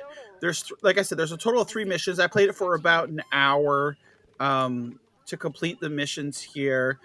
Before each of your calls, you have the option, obviously in the beginning here, to start out with a little tutorial. So you're going to get familiar with the gameplay mechanics. And if you played any other real-time strategy game, you're going to be pretty much at home with this here. You use, and of course, since I'm playing on the computer here, it's showing you the mouse and keyboard, the WASD to go left and right, your mouse wheel to zoom in, to highlight your firefighters, and each one of the firefighters, as you progress, has different what their specialties will say. So some are medics, some are good at putting out fires, some have special tools to break through doors. In this little tutorial here, you'll see, you're going in and you're learning how to use their axe to break open the doors to make it further along in the game, and your ultimate goal of trying to save people or rescue and stopping the fire here. So I'm going to turn this up a little bit here, and let's see. We'll skip through a bit here and see it could tell you here. So now what they want you to do is get your firefighters here and put out the fire. So in this particular instance here, I've grouped them together, and now I'm breaking the group apart where one's going to deal with one fire, the other's going to deal with another. On the left there, we've got the fire truck that if your water, once you run out of water, you need to go back to the fire truck to replenish your water. And on the right is if you have any hurt civilians or any civilians that you rescue. As it shows here, you need to take them to the ambulance here. And as you make your way through the game, you'll see that it's not just to pick them up and bring them back. Some have like heart attacks that you have to kind of deal with right there, and then try to get them back to the ambulance itself. So I'm gonna move on here. Let's see if we can go into a scenario. I'm fully recovered. So this is here. We're at a gas station, and we've gotten a call here. We're going in. You can see stuff's on fire. There's people caught. We have our objectives up in the top right-hand corner. Extinguish the fire. Try to get it as low as the damage level to the building as low as possible. Save everyone, and don't let that giant gas cylinder explode.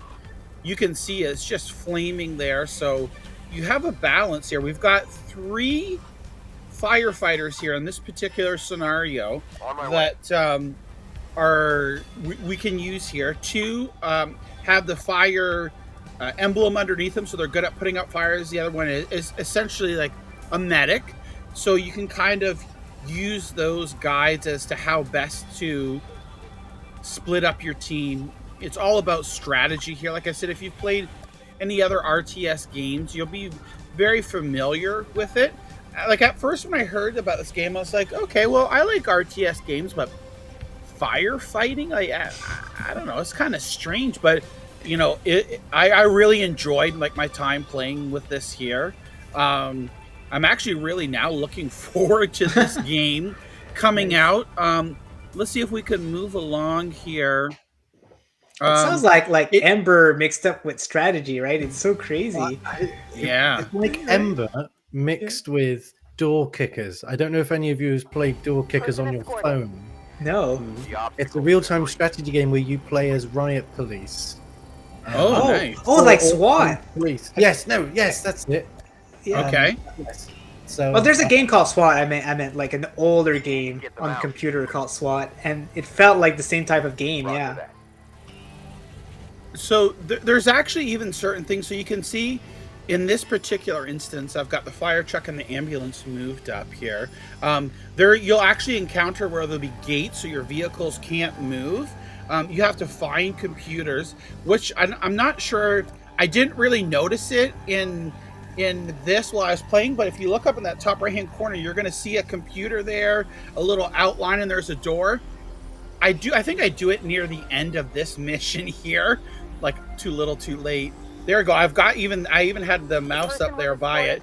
But if I go in there, hack that computer, I can open up the gates.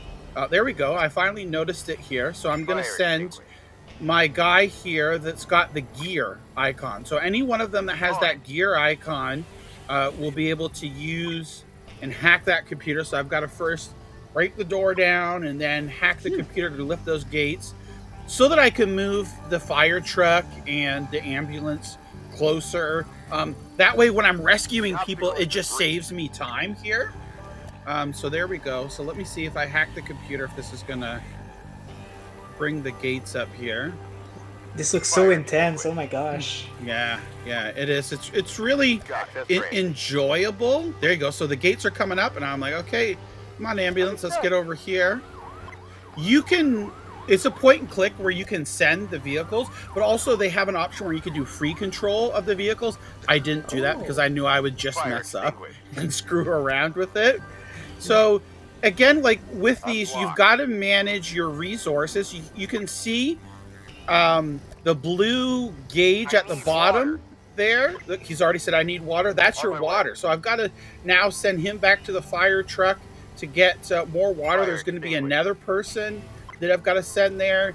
And when you're putting out these fires, you've got to realize, okay, well, if I'm putting it out from this angle, is there something on the other side that could recatch it on fire? So there's a lot of thinking here in the game. I'm going to move it along. Let's see. I love the amount of detail that's been put into this as well. Wow. Oh, yeah, Especially yeah. I'm a massive fan of Command and Conquer, so this to me is like scratching that itch. Yeah, exactly. It's so weird, right? Yeah, it's weird. Exactly. You wouldn't think like a firefighting game. And here we go. So we've got now there's chemical fire. So you've got a specialist now that is you can use to put out these chemical fires. And it's noted by that little gas mask on their icon down there. So that's a specialist there that puts out gas or chemical. And let's see. And then we've also, we can use our fire truck. We can put the ladder up there to go up and save people that are up higher. You also have specialists that have climbing gear, like a grappling hook, basically, that can go up and do that here. So you've got like a whole myriad of different things going on. Now, that was the training. So let's go into the mission here. So here you go. I'm rolling up with the fire truck and the water and the ambulance. There's a chemical fire over on the right, so I've got my chemical specialist there. While he's doing that, I've sent someone over to open the other building. I'm going to send my fire truck up here to help put out this fire here. There's a chemical fire there, so I'm going to now have to, after this chemical fire is done, send him back up to the fire truck, and then I can use my other fire peoples to put out fire. So you can see how it can be like, you have to like think of how you're going to attack or strategize each scenario in order to be able to put things out. That person that I just saved there, this is my second time playing it because the first time I played it,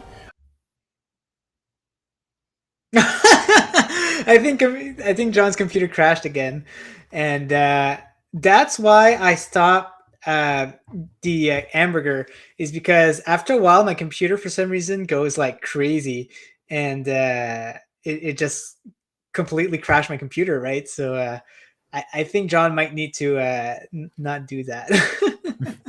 Looks like a great game though. It does, really yeah. looking forward.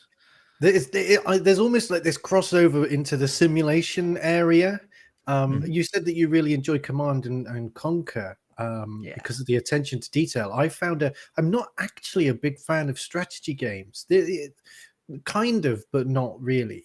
But there was one game that is very much a strategy game, but it's so detailed, right down to the minutiae, that I just had to get it. It's called Command Modern Operations, and it's strategy games where they're so detailed that it definitely walks into the realm of simulation. Are right up my alley. So I'm definitely interested in this game. I tell you what, this game gave me vibes of. It was Company of Heroes. It gave me vibes of Company of Heroes because that's incredibly detailed as well. Sort of, they get so detailed with these RTS games now.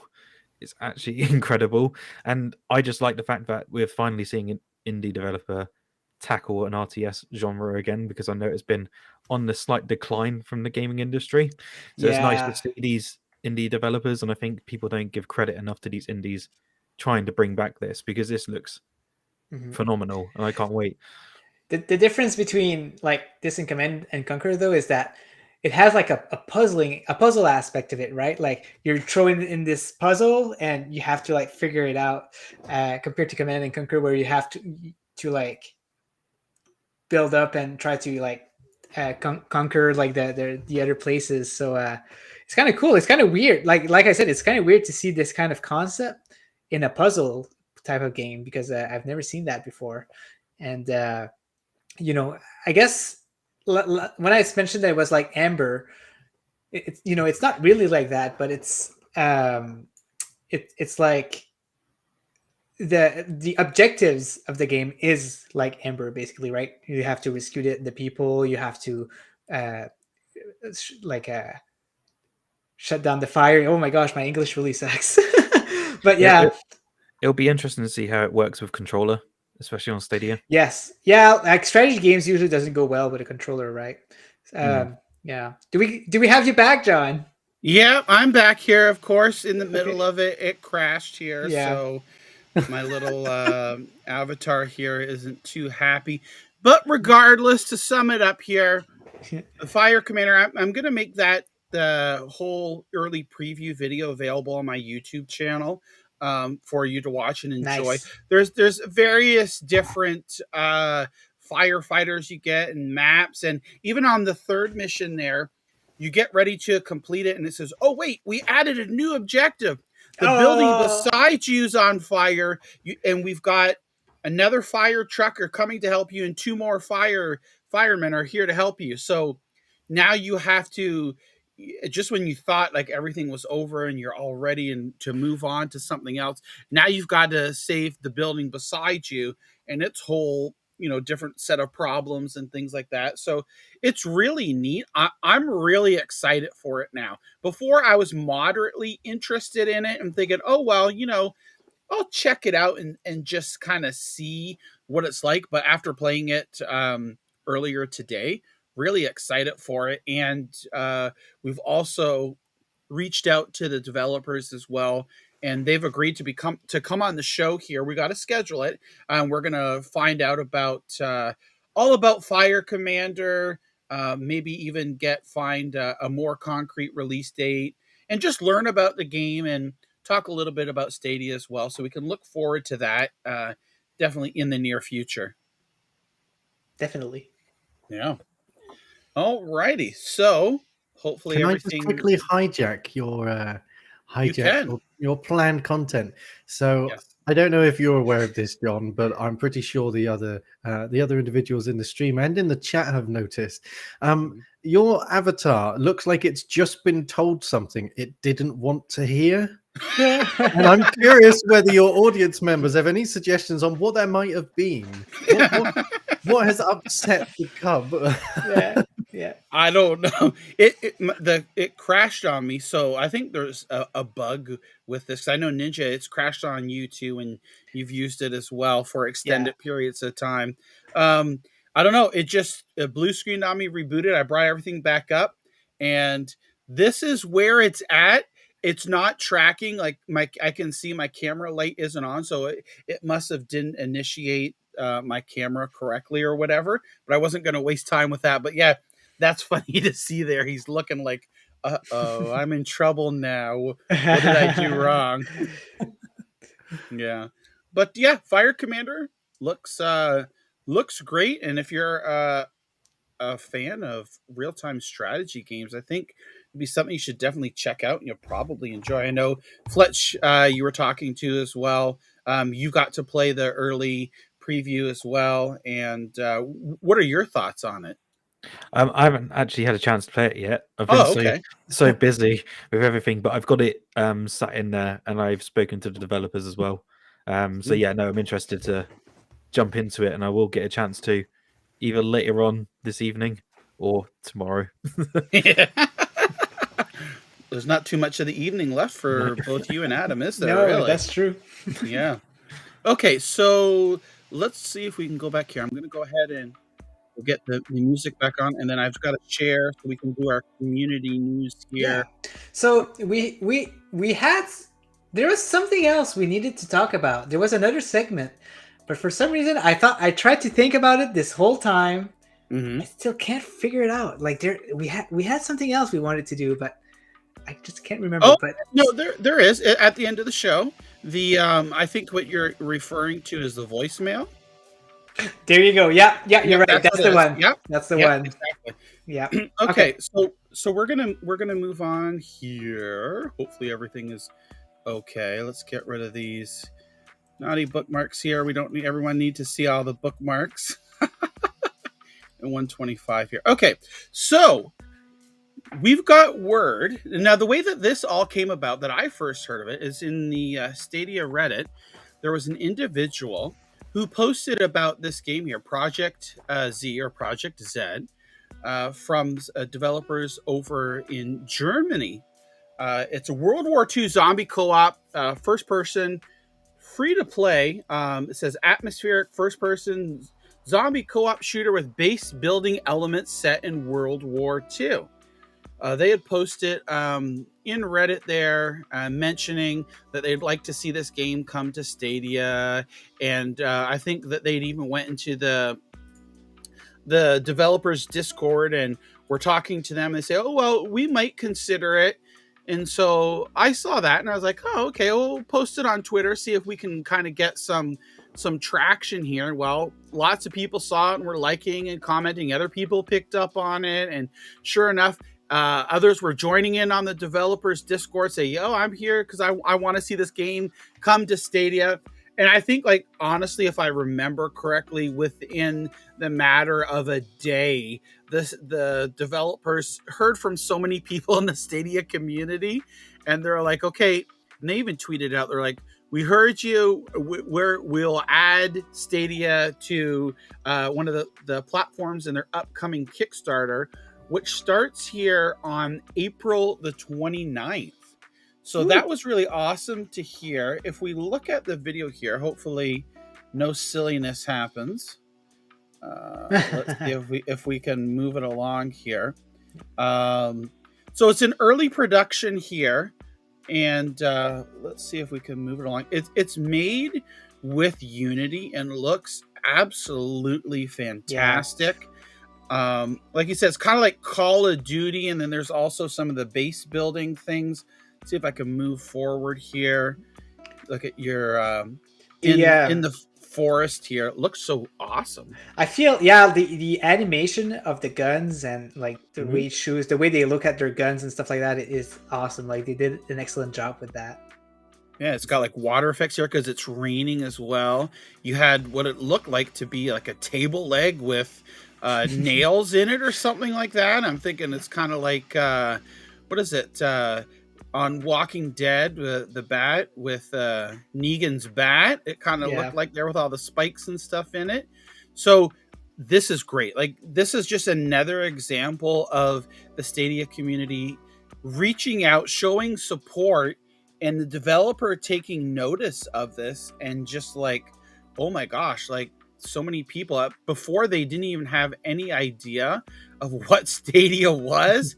And like I say, in the matter of 24 hours, they've heard from so many people in the community that saying that they want this and they'd help back it on the Kickstarter, that they've added Stadia as a platform. So I'm really interested to see when this Kickstarter launches later this month on the 29th, at what tier Stadia support is there. Yeah. Hopefully it's not something that it's really, too far up on the ladder for it to be added, because this being made with Unity should also help with bringing it over to Stadia and people enjoying it, adding crossplay to it as well. And this is great. Like, I mean, I know like some people don't like first person shooters, but this is just another type of game that'd be available to widen the appeal of Stadia, and especially it being free to play. Some people have compared this game with Escape from Tarkov mixed with zombies. I've never played Escape from Tarkov, so I don't know what kind of game it is, but it seems to be like some kind of game where you're thrown in a world. You have to like pick up treasures and stuff like that, and then you have to like leave the map or something like that. Yeah. Is I'm trying it to look. Generation Zero that I'm thinking of? It reminds me of that. Yeah, that's the one with the robot dinosaurs. Yeah. Yeah. In Amsterdam. Yeah, I was watching it the other night, but yeah, it gives me that impression as well. Interesting. And Escape from Tarkov is but Escape from Tarkov's all PvP. Right. With PvE elements in there as well. Yeah. So yeah, you get chucked into a massive world with players and also AI. Scavenge, hunt, shoot other people, then escape. And it's very much one life, you're dead, you lose everything. Oh my gosh. Yeah. But yeah, it does look Dangerous. very So intense. gorgeous, isn't it? Yeah, so this looks good here. They're showing that's the footage from prototype build in March, so a couple weeks old. So, anyways, regardless, it's great to see that now this has been added as one of the platforms. And again, just by speaking up and vocalizing that we'd be interested in the game. So I'm really looking forward to the end of the month here when the Kickstarter starts and helping. Get this game over to Stadia, because I would really like to see it on Stadia and definitely play it. I think a lot of people in the community are looking forward to it. Those weapon M specs are really nice. Oh, they're so cool. The head really looks good. weird, but the animations that they does is so cool. Yeah, I love it. Yeah, so it's pretty awesome. I'm really excited for that. Let's go ahead and close this out here. We noticed here on Twitter, someone was posting about they wanted a feature suggestion on Stadia here. Can you add a link for achievements in the launch game component so you can check, your achievements here?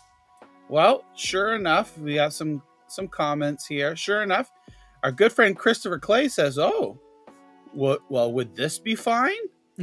So adding the achievements here to Stadia Enhance, and sure enough, now it's been added to the latest version here because he saw someone on Reddit say that this would be a cool feature.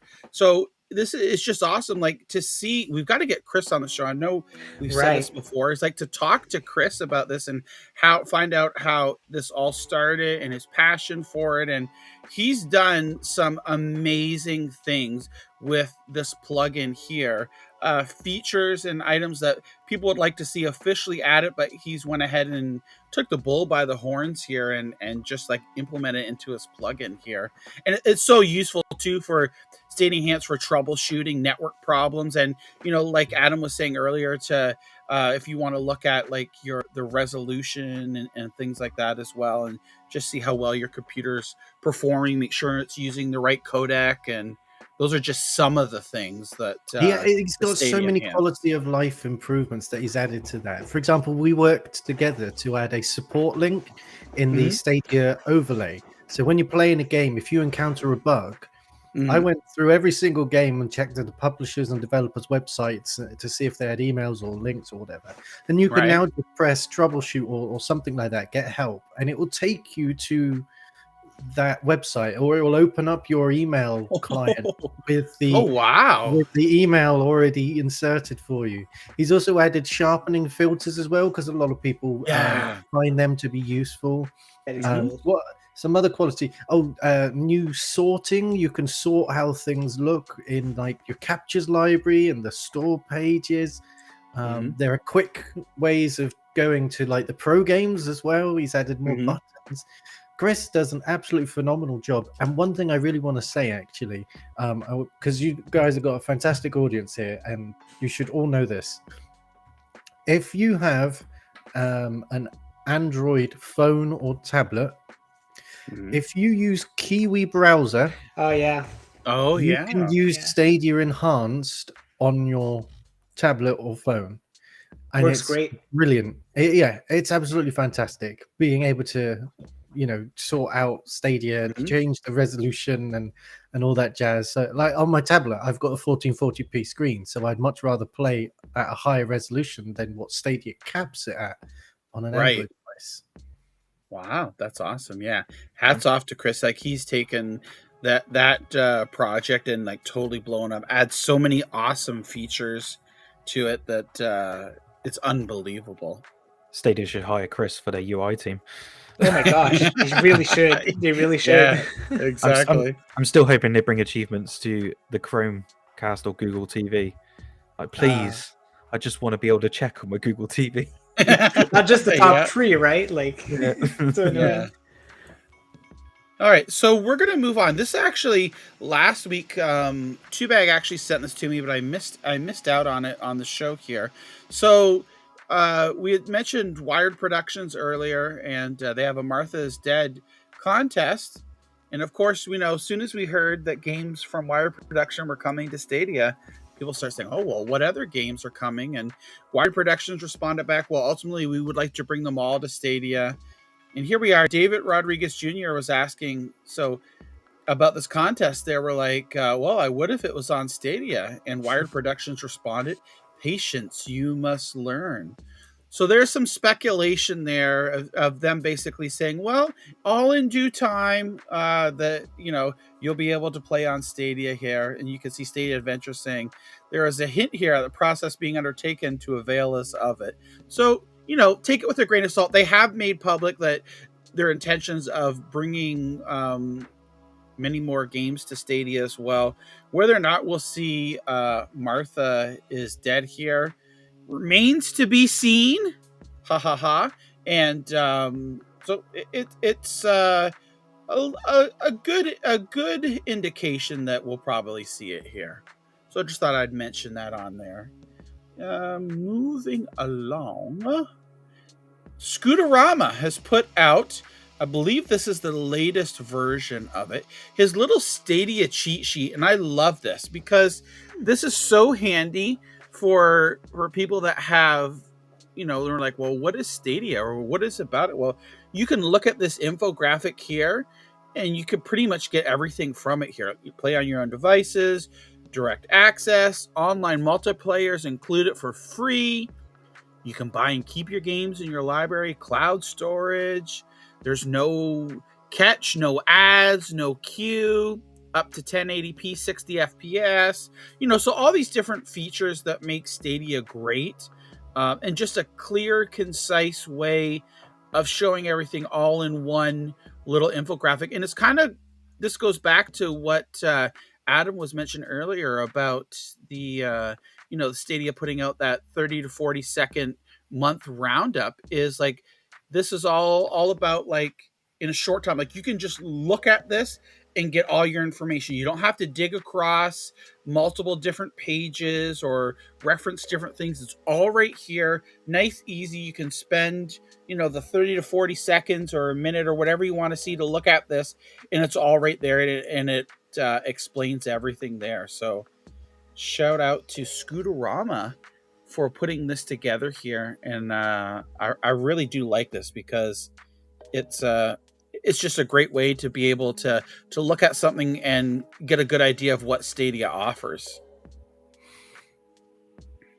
Alrighty, so we're going to move on from Scooterama here. And now we have another Stadian had mentioned earlier on Twitter, say they were looking through the recent Stadia APK and found these two icons in a folder named Wishlist.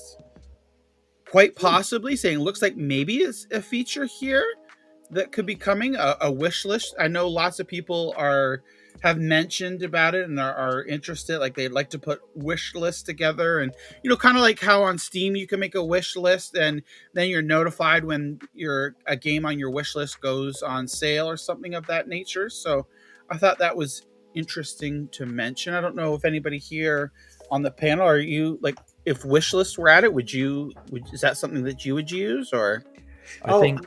Oh, sorry, you go. No, go ahead, Fletch. Yeah, I think it would be a good implementation if they put on games that are coming to Stadia, and then you could have the wish list option like you do on Steam, because then it gives the developers an idea of what the reception is going to be like, or how many people are anticipating that title, and it helps them secure funding, etc. Yes. So it'd be nice to see something like that, especially on Stadia. I've got a lot of the games anyway. yeah, exactly. Wishlist isn't really something that I need, but if they did something like that, I could see it being great for developers, especially potential ones they want to reach out to as well. Definitely. So I've been using the wishlist on Stadium Deals, the app on Android, and it's so useful because anytime there's a deal or something, it just pops up on my phone, and I feel like it would just be great for instead of looking at the deals every time they comes up, you can just have a pop up or something or an email that tells us when when the deal of the game you want is coming out. So I think it would be very useful. And let's be honest, all of us would probably just wishlist everything on Stadia, right? That's how we are. We're just so big fans, but it is what it is. Yeah, I think that like Fletch makes a great point there, and it'll help. Like if this was implemented, it helps gauge the interest for games. I know something else too that people have talked about is like being able to do like reviews for games, like giving it stars or things like that after you've played it as well. Oh my gosh! As long as you've purchased the game, I think that would be valid. It's like as long as you've purchased the game and you have like at least a couple hours into it, that you could put reviews or something like that. Yeah. But Adam, what about you? What do you think about wishlist? Would that be something that you would use or find useful? So first of all, I have some unfortunate news. Oh, actually, just a quick mic check. Can you hear me? Okay. Yeah, we can hear you. Yeah, we can hear you. Yeah. Cool. So my software that handles my camera and my microphone decided to crash. So I had to spend a couple of minutes sorting it out. I still haven't sorted the camera out. Anyway, so to answer your question, first of all, I have some unfortunate news. These two images have been in the APKs since before I've started looking at them, and that must have been over a year ago. Wow. Okay. But it still means that they have been working on a wish list. They might not be. It might not be a priority at the minute. But yeah, I would definitely like to see a wish list. As for rating with stars, no, absolutely not. Great bombing, right? Absolutely not. I hate it. I hate it more than anything. Number-based review systems don't work. I know that Vivi would disagree with me, but it don't work. For example, the reason why I say they don't work, if I go on the Microsoft Flight Sim store, everything there has a star system. And you can only see like the total stars. You can see that 3,000 people have given it have rated it, and it has a 3.5 star rating. What does that tell me? That tells me absolutely nothing, because different people have different ways of playing that game. So someone might be, it's not easy enough to fly. But someone else might be saying, it's not complicated enough. It's not realistic enough. How am I going to tell the difference between those two different play styles based on I agree. how full a gauge is? Makes perfect sense. So even though it's a star, it's still a numbered-based review system. And they just tell you absolutely nothing.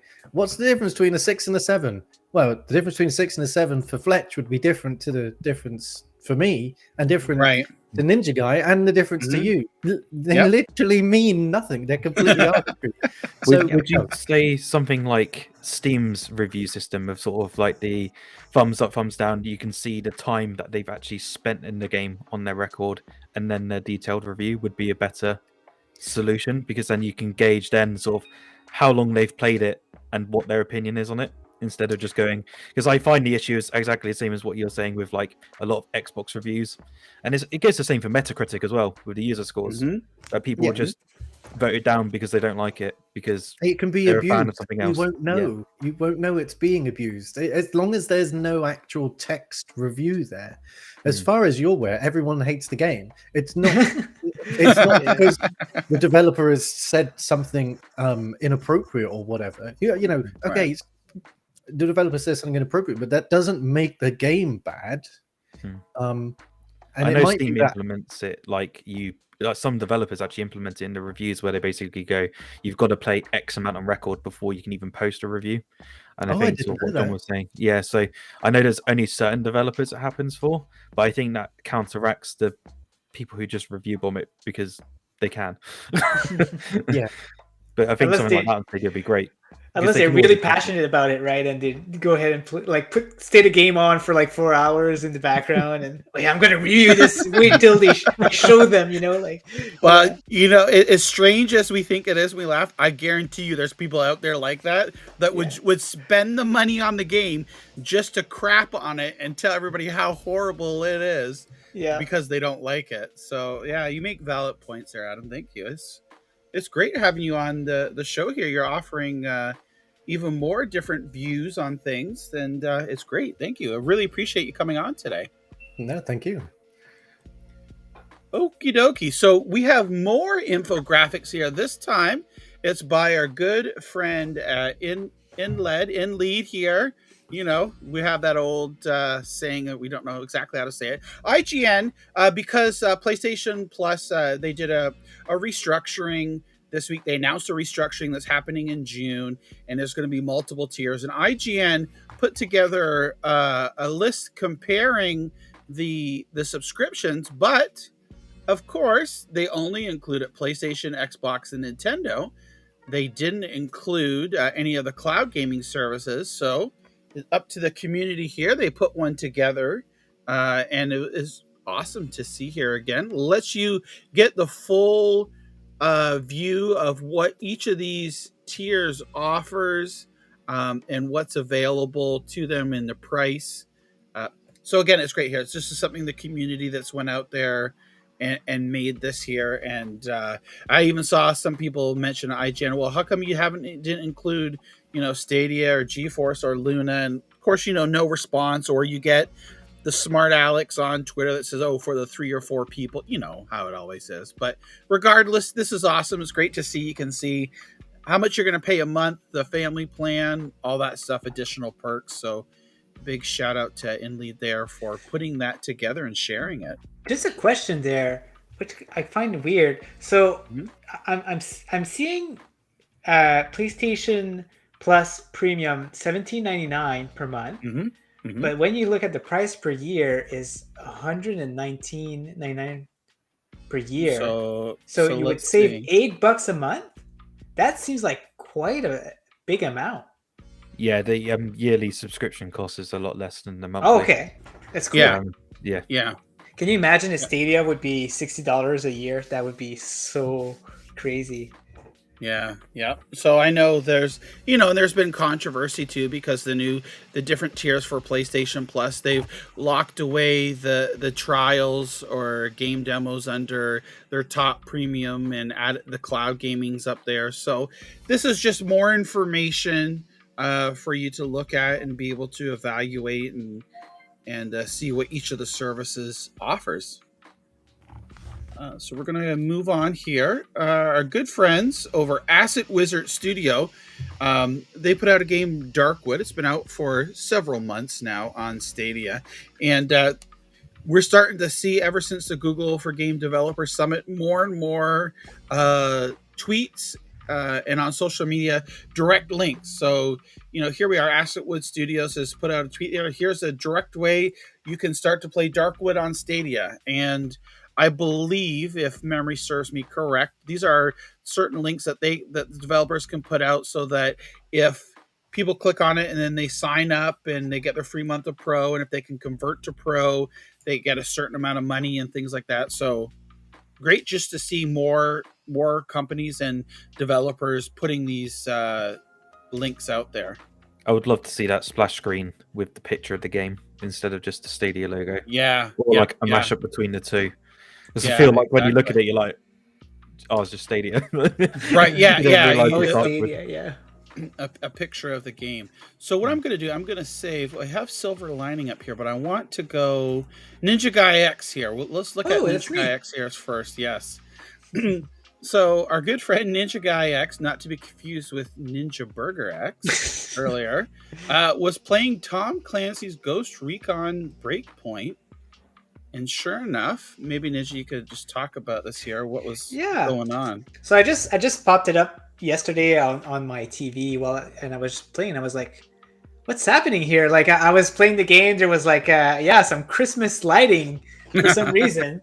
And I was like, is that my TV? Like you never know, right? Like Stadia, usually when there's some issues, it's not from from Stadia. So I decided to take a capture, and funny enough, it is from the Stadia blade. So it looks like there was some glitch on the blade, and as you can see in the back, there's also like some black like it's not even the sky, it's just like black. The graphics are really not working well for some reason. I decided not to play it, just take that capture and just restart the game afterwards because I wanted to actually play. But yeah, that was very funny to see this happening. Like I would have never thought that that I'd see like a defect blade at some point. So it was very Christmassy. The same thing happened to me in Wreckfest. Really. Oh, weirdly. no way. So I reckon there's, with how many blades they've got, it's inevitable there's going to be the odd one. But as people have said, use the feedback tab.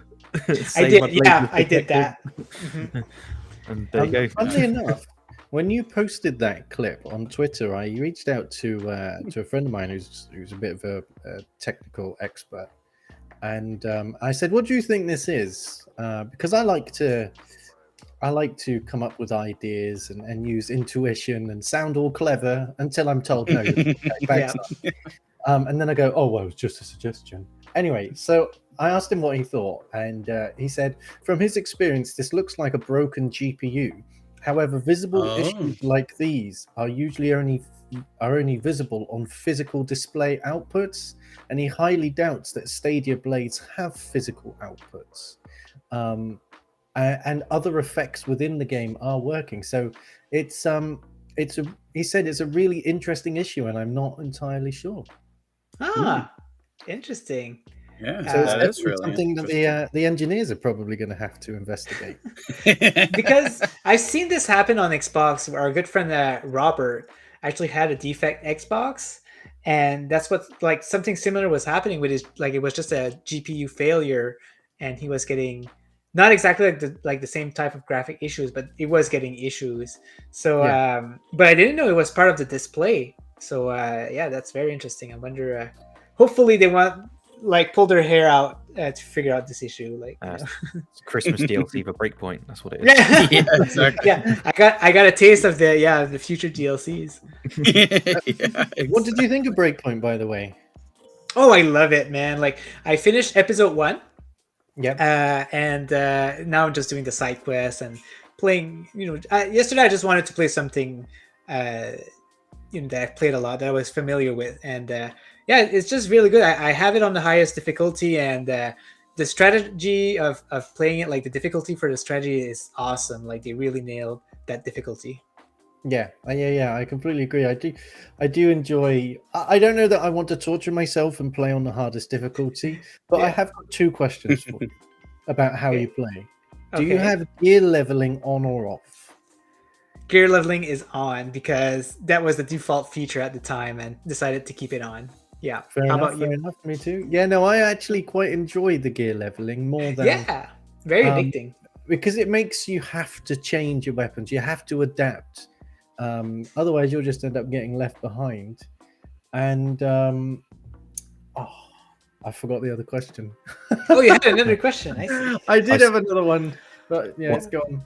Wildlands still better. I need to try it. I haven't even tried it yet. I thought you played your games in order. Yeah, but I didn't know at the time that they were, like, not in order. This is my first Stadia purchase. I was like, oh, Breakpoint, what is that? It's cheap. Let's buy it. Like, I bought it, I tried it, and I was like, yeah, it's cool. So you know how you like to play your games in order. Well, yes. Just so you know, Ghost Recon's been going on since PlayStation 2, so you've got a lot of games to play. So I did try the first Rainbow Six game this year, actually, and I was like, oh, I wonder if I could try them in order. And oh my gosh, I can't. Like, the first Rainbow Six is not something that I play. It's very simulator, so maybe it's up your alley, right? It's a bit dated now, isn't it? It is, yeah. Yeah. Besides, I used to play it on my dad's. It was on the original Xbox, wasn't it? I'm not sure. I played it on PC, but I can't recall it being on consoles.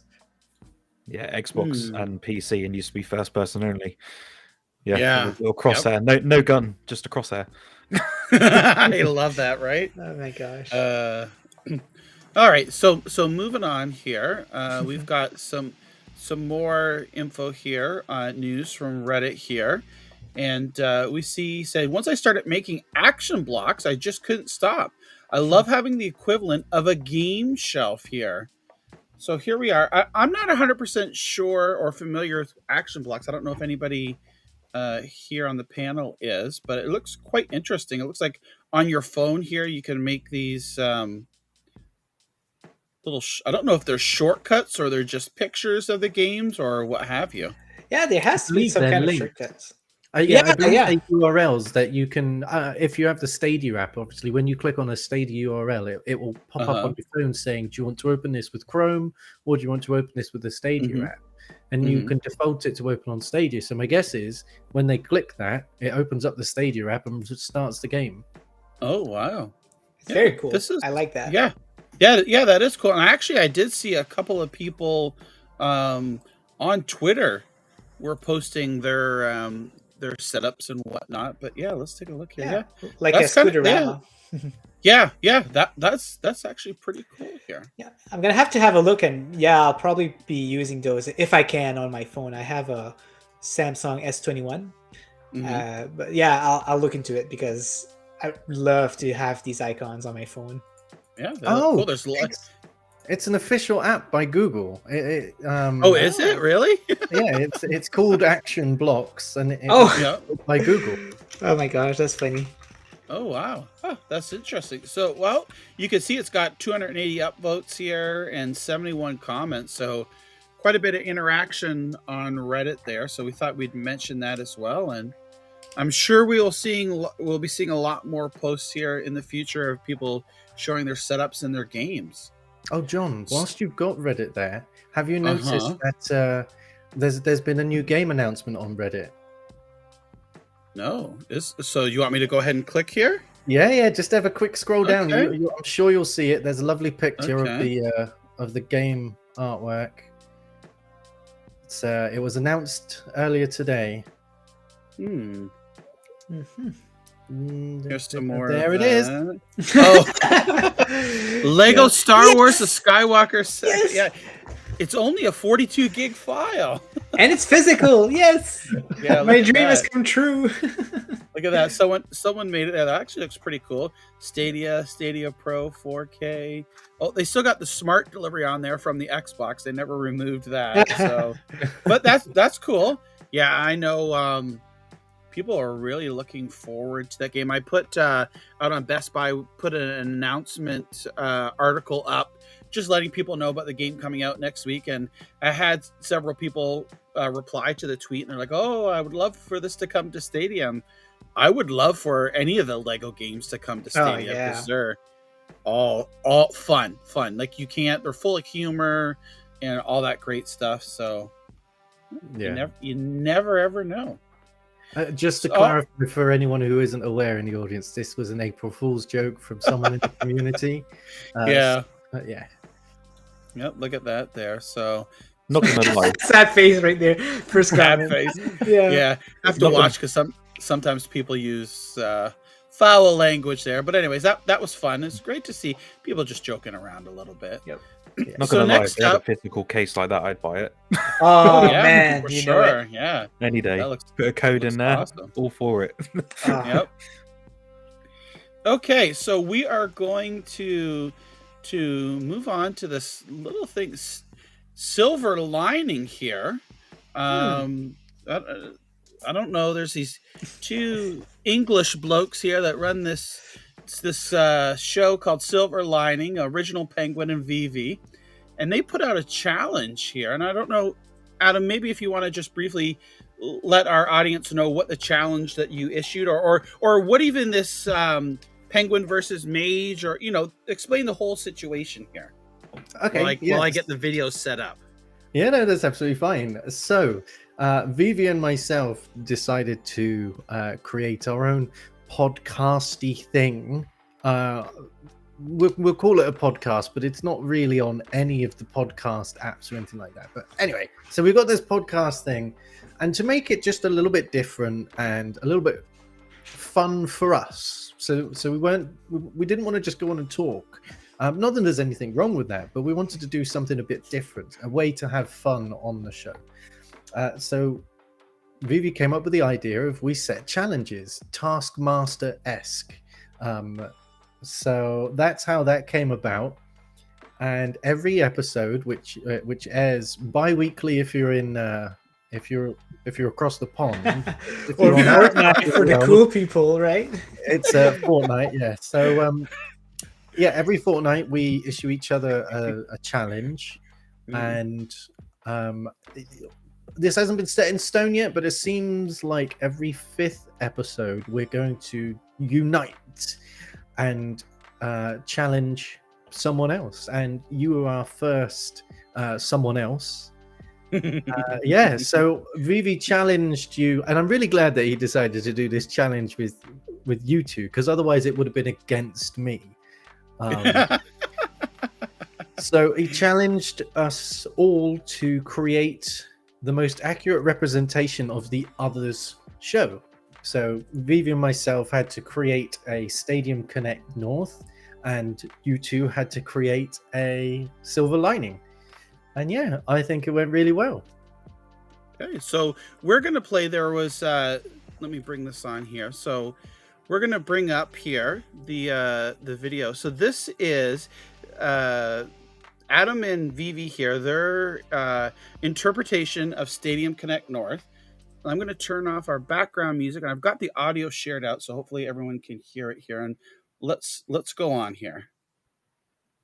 Hello, I am John Scare Ganning, bringing you a special visit from an industry legend, Bobby Bailey. Mr. Bailey here to play Stadia at any powerhouse.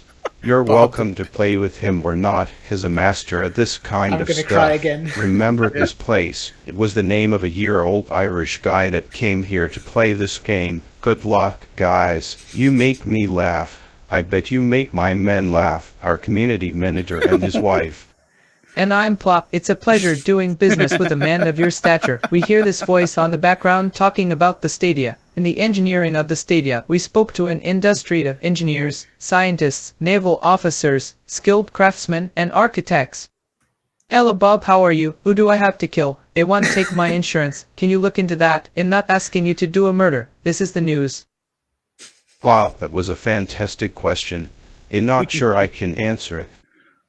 Duncan said in the chat you believe in space-time travel. I think you could make a place on Mars with high visibility here on Earth. For a start, there would be medical benefits, more a low-profile workstation. Oh god, we have Vivi in the chat. He says, Pop, I want my balls back. Serena says, I've been in this house for 20 years. Where did you get it? Where is Maurice? I've lost track of him. Let's talk about this week on Stadia. The latest news, what our fans want to know. I've got Maurice. What do you want to know? I won't take up too much of your time, but over the next few hours there will come a time when you are asking yourself the single most important question in the history of mankind. Why are podcasts popular? We have some exciting news for you. We hear that famous arcade chain, Super Dublet, is about to be purchased by fellow video game distributor Hasbro. And in Stadia news, we see that developer in Thunder Corp has shut down the development of a major mobile game. There is also rumors of a potential outright Ubisoft merger and an update on the future of Stadia. Well, that's some exciting news. I think that I have found my sort of nirvana. When did we find out about it? On the merger, I believe it has been officially declared a success. So what would you like to say, gamers? Ubisoft has always been a simple game company, but it just doesn't have that kind of tradition anymore. I thought that maybe I could reintroduce them to the community by creating a Game of the Month club for all the little things we can all do to boost the visibility and appeal of their game. So that was the cloud gaming news. What time is it? Time to end the show and move on with our lives. Hi everyone, and thanks for watching. Thank you for the laughs. And thanks for the laughs. And thanks for the laughs. And thanks for the laughs. Oh my gosh, It's so good. I love that. So Adam, can you tell, like, for people watching too, like, how that was created? Like, because there's a story behind that as well. Yeah, so Vivi very much leaves his challenges to the last minute. Almost all of the challenges that we've set each other, I'll be done by the weekend before. I'll be like, how's it going? He goes, oh, I haven't started yet. And with this one, we were very much pressed for time because Vivi was using this special software that I might be mistaken to say that he developed, but I believe he developed. Where I think that's what he said. Yeah. Yeah, it's yeah. AI that takes snippets of your voice, and you can train it to sound like you. The longer you give it, the more realistic it will sound. Mhm. And he showed me some where it had like a whole day, and it sounded nothing like either of you. But you can also use already trained models and just adapt them slightly, and that's what Vivi did with this in this situation. He got you to read out, what was it, like 114 lines? Yeah, it was weird. ridiculous. Yeah. Yeah, weird lines. And whilst he was doing that, I was sat here going, well, I can't do anything, can I? Because I need, we need to do a script, we need to do some video. What can I do? Because I need to have the voices. So I'm just sat there twiddling my thumbs. Anyway, eventually he's like, I'm ready. So I said to him, well, this is the plan. I'll do some cameras taking up most of the screen. Oh, look. And I'll have a move. You haven't got the moving background this time. I opened up one of your videos and I saw you had these balls that did this. Yeah. Wave Yeah. effect. That's why I was like, yeah, let's just pick a random animated background. And then I also enjoy how many tabs you have open when you show your screen. I love that. I need to do that. Yeah. I love the shout out to the maple syrup one in there. Yeah. I love that. Sorry, I think. What was it? Going through all the different tabs to find which one, and then that's so funny. That sounds like us, yeah. Yeah. Did you notice? I don't know whether this was an inappropriate joke to make, but there was also a YouTube video open of how to say sorry in 40 languages. Yeah, I saw that. That was so funny. But yes, so the way that we came up with the script, because I'm sure a lot of you are wondering, you wrote that? No, we didn't. We used AI to do that too. You may have heard of deepstory.ai, where you write in like one word or one letter or a couple of words. You give it that, and it will generate a couple more lines of it. And so what we did is we gave it a few prompts. We had to make a couple of changes. As I said on the Silver Lining episode, at one point it had scripted NinjaGuy X over here to start talking about Goebbels. And I thought it's probably best not to talk about Nazi warlords. So Yeah, I don't talk about that publicly. I just, I talk about that outside of the stream. So, but yeah, no. So pretty much everything that was done there was done by AI, apart from the video work, which was just me faffing about with OBS and having a bit of fun, taking the mick out of you guys. Oh my gosh, it was so fun. Well, I'm gonna play our video here, and then we can talk about that after here. So let's go on here. We've got that. All right, here we go. Hello and welcome to another week of Silver Lining. Grab a spot of tea and get ready for yet another bloody good show. For those that may not recognize my voice, it's me, Vivi. I have replaced my real voice with a cyber augment because, well, it's cool. It is now the year 2026 and we are still going strong. As a matter of fact, we are now the #2 Stadia show out there, right behind our Canuck friends Plop and 4 Scars Gaming and their absolutely fabulous show Stadium Connect North. That reminds me, I've got my trusty co-host alongside me, the brilliant original Penguin. Also known as Adam. How are you doing today, mate? Hello, old chap. Everything is tickety-boo. Thank you for asking. That's jolly good to hear. Adam, I can't help but notice that you seem to sound very different today. Well, actually, I've caught this weird French-Canadian imitating UK accent virus, and now I seem to be talking like this. I'm fine and ready to start this show. Blimey, Adam, I'm not sure if you noticed, but I'm wearing a new crown. From now on, I'd like you to refer to me as the Flame Broiled King of England. I think that's a bit nas, and the queen might be cheesed off about that. Well, she can go suck an egg for all that I care. Right on, let's start with my favorite part of the show, which just happens to be Penguin versus Mage. Now I know what you might be thinking, old chap. Oh no, not that old chestnut again. But after 4 years, I'm still undefeated. Yeah, you cheeky little bugger. Now put it in a sock. I'll get you one day. So 2 weeks ago, I challenged you to make the most realistic painting of that Bev NinjaGuy X.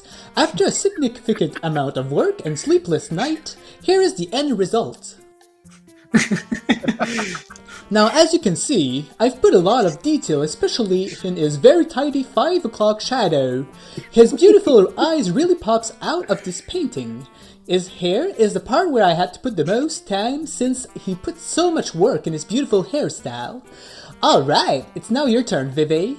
I know that I have this one in the bag, hehe. Smashing. After a significant amount of effort on my dinner break, here is the end result. Vivi, Yes, is there a problem, old chap? did you understand what the challenge was? Let me remind you that everyone who's listening that this was a challenge to paint the utmost most realistic image of NinjaGuy X. I'm gutted. Love that picture. Of course, yes. Don't get your knickers in a wad. This is what I did. Are you saying I cocked up the challenge? It's a very beautiful work of art, n'est-ce pas? Anyway, why don't we show the audience the voting results? Certainly, my good friend. Here it is. You what, mate? Once again, for the 104th time, I, the flame-broiled King of England, am the champion of Penguin versus Mage. Hooray! How is this even possible? Well, Adam, as you can see, people seem to know what a splendid piece of art looks like. They obviously have good taste. Oh, sod off. Anyway, let's stop flogging the dead horse and call it a day. Cheerio, everyone.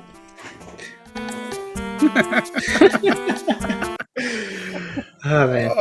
Oh my gosh, that was so fun. I don't know, Ninja, if you want to tell maybe a little bit of the backstory on that one as well. Oh, sure, yeah. So, me and John were like, for like a whole week, we were just like having these small little bits of ideas, and we didn't really know what we wanted to do for the video. Like we had like, oh yeah, wouldn't it be funny if we like, make Adam say that he puts like a very big amount of time on some stuff that he does for the show and things like that. And but yeah, we just couldn't figure out what we wanted to do. But at some point, I woke up on a Saturday morning and I was like, okay, I have to do a script because we really don't know what we want to do. And I was like, wouldn't it be funny if like we were in the future and just like put a lot of trophies on Vivi's thing, because he like always wins the challenges for some reason. He even win the one this week, which had a twist, and he won anyway. But that's another story. But yeah, the funny thing is that like I really like that episode where Vivi won the horse challenge, where they had to put like a really realistic horse, and his horse was like not realistic at all, and he won for some reason. And so I really wanted to do an episode concerning this, and like this is what we based our story behind. And then John, I told John like this script is only about 2 minutes and 10 seconds. Like that's what I calculated in my head. I was like, can you like fluff it up and put like more stuff in the script to make it a little bit longer, because we wanted to at least for it to be 3 minutes. And he's like, sure, let me put all of these British slangs that I can found on the internet. So like all of the British stuff is all John. Like he's just put like a bunch of stuff that I have no idea what it means. And it all worked out, man. Like this is like a 3 minute and 40 seconds video now. So it's so good. And there was actually I didn't even realize it, but you had mentioned it. There's actually a line that I like, maybe 2 lines. I left out a line, so then you had to leave one of your lines out. Do you remember exactly what it was? Or so I did not leave my line. You didn't. For some reason, it still worked out good. I don't know how. So Yeah. So for when the picture goes to the to Vivi's picture, he's supposed to say like, "Oh, as you can see, I've put a lot of detail in NinjaGuy X's cheap glasses." Oh And yeah, as you can see, like every brush of his hair was very delicate, or something like that. Like he was just explaining the picture, but it just ended up working out well anyway. So oh my yeah. gosh, it was so funny, and just to see people's reactions to it, or it makes it all funny too. So over on Silver Lining, Adam and Vivi they're having that challenge there. So you can go and vote for which video that you like the best there. I'll put the link here in the chat. Let me just get it up here again because I forgot to copy that before I closed it. And yeah, so they will announce the winners on their next show here.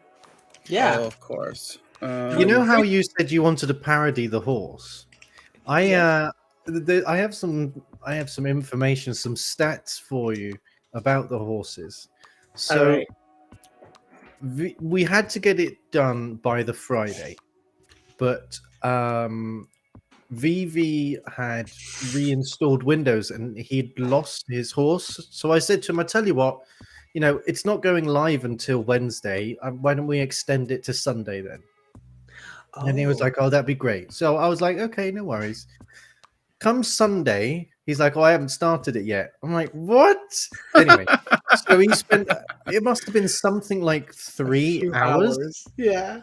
Making his horse, whereas I started really early on, like within the first few days of the challenge being set, and I must have spent at least 20 hours making my horse. Boy. I was there polishing and almost every day I was making some changes. I was adding some more definition. I was like, oh, maybe I can add some more muscular structure there. And I've never done 3D modeling before, I'd like to add.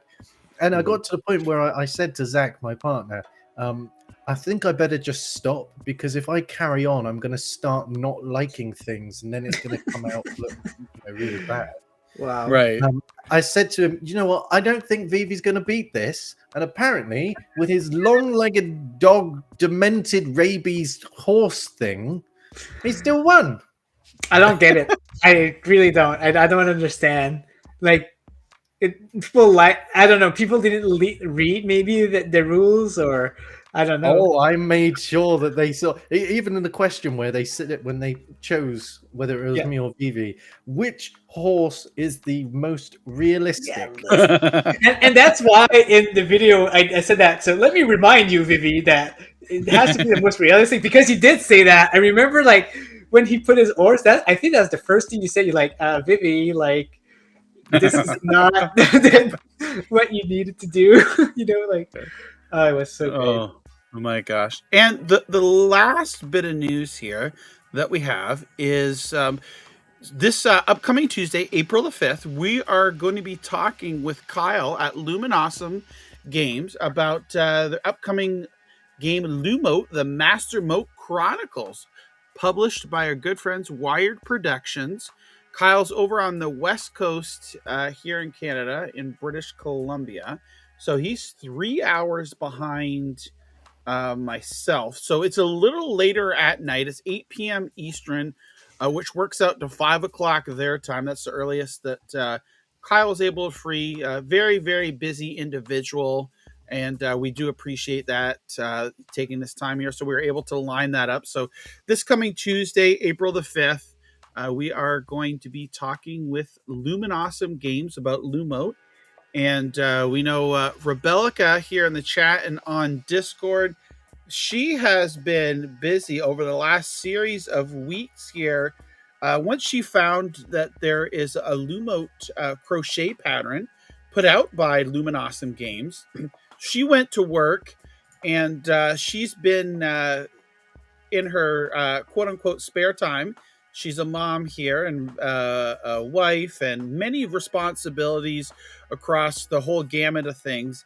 And in her time that she's had available free, she's been crocheting these Lumo plushies, so to speak. So she says she's going to give us an update on those on Tuesday, a brand new picture. We're going to share that on the stream here. And I can tell you from what we've seen so far, oh, they're so awesome. So amazing. She's done such a fantastic job on them. So we are really excited to share those and talk with Kyle about Lumote. So if anybody in the chat watching here has any questions, you can send them or you can ask them during the live stream.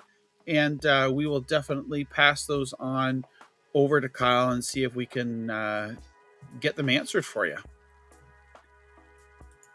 So with that, I think that's going to wrap up our show today. But what we want to do here before we say our goodbyes here is I'm going to go ahead and end the poll here. And let's see. We asked the audience what your favorite Stadia feature is. We had 44 people vote, and it looks like Stream Connect won with 45%. By a lot, Direct Touch at 22%. Crowdplay at 18 and State Share at 13. So we appreciate everybody participating in the poll there. And it's interesting to see. So Stream Connect is by far the most popular for everybody watching tonight.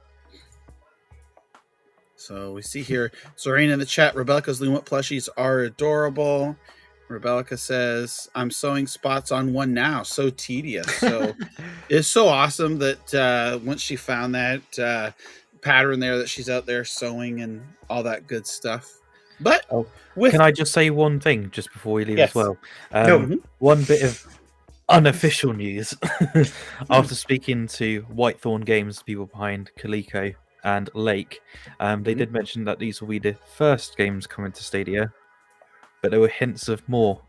So nice. Ooh, that's great. Have the rumor mill going. But that's I like that. Talking to the developers. So expect fantastic. More. That's the plus side. Yeah. Awesome. We can't wait for that. So we're going to wrap up here. We want to give a big thank you to our guest on the show here, Adam, the original Penguin. We appreciate Adam. Now, you've experienced it firsthand. We've been live here, 2 hours and 40 minutes. I don't know how you guys do it in just an hour and a half. We try not to extend it, but thank you so much, because I know it's extremely late for both you and Fletch over in the UK. You're what? Are you 12 after midnight? Yeah, a little bit past. It's okay. Midnight. Tomorrow's Saturday. I don't know about that. I haven't got anything to do. Let's go. Okay. It's okay. I'll still be up editing until like 2 or 3, so it's all good. But so we learned a lot from Adam. Got some great input, different perspectives. Thank you. I mean, you're always welcome back on the show. We had Vivi on as well.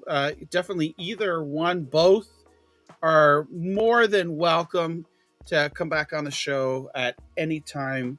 You don't even need to ask. You can just show up and we'll be happy to see either or both of you here. Well, no, that's very gracious of you. Thank you very much. It's been an absolute pleasure being on. I haven't actually been on anyone else's show apart from my own for quite a while, so it's been good fun not having to deal with all the elements on the screen, having to put the show notes together and the tabs. Got all the tabs. Well, I only go one tab at a time. I've got I do share tab instead of a smart one. Desktop. Big no sharing desktops. But anyway, it's been absolutely wonderful. So thank you very much for having me on. Cool. I'd love to do it again. Absolutely. Yeah, definitely. So do you have anything planned for this weekend? I mean, either streams or just personally that you want to tell us about, or I plan tomorrow maybe to stream. I haven't quite decided yet. Really, I'm just holding out for golf with your friends. It's hard to motivate myself to stream another game because I'm not really playing anything stream worthy at the minute. No one's going to Mhm. want to watch me play Watch Dogs. It's such an old game. Mhm. And all I'm doing is running around doing the side missions. But yeah, I'm just holding out for that golf with your friends. But other than that, personally, I think I'm having lasagna for dinner tomorrow, and Awesome. I like might have bacon lasagna. butty in the morning, And making sweet, sweet love. No. Yeah. I know, Look right? at Adam's face. Look at Adam's Yeah. Well, we need a soundbite of the AI making you say "Voulez-vous coucher avec moi?" Oh yeah. I don't have it with me, but I can Oh. share it. But Yeah. yeah, no, Oh. so nothing's really going on. I That's guess. Oh no! I tell you what. One thing I am doing tomorrow is I should be doing a few pixel counts tomorrow. Oh, okay. Great. I'm trying to Great. catch up on my database. I have I have neglected it a little bit over the past couple of weeks. Well, and be sure anybody watching here or listening, check out the in the description. You can get the link to Adam, the original Penguin. His site there. It'll give you all the different links on way you can connect with Adam on social media. And a shout out to Fletch as well. Thank you so much, sir, for another week of helping co-host the show. We really do appreciate it. We know you had to dip out a couple of times with you got a little one to contend with, but all good. Good old kid, Yeah, and so what are you up to, Fletch, this weekend? I got anything interesting? Honestly, like apart from spending time with the family, a lot of editing. I don't know if I'll have time to play any games. I've got some big videos coming up. I got like 7 reviews in the works, and then I'm also launching a second channel as well. So I've got a lot on my plate at the moment, and at the same time, I think I've got COVID, so it's blessed. Oh man, boy. sorry to hear. Jeez, yeah.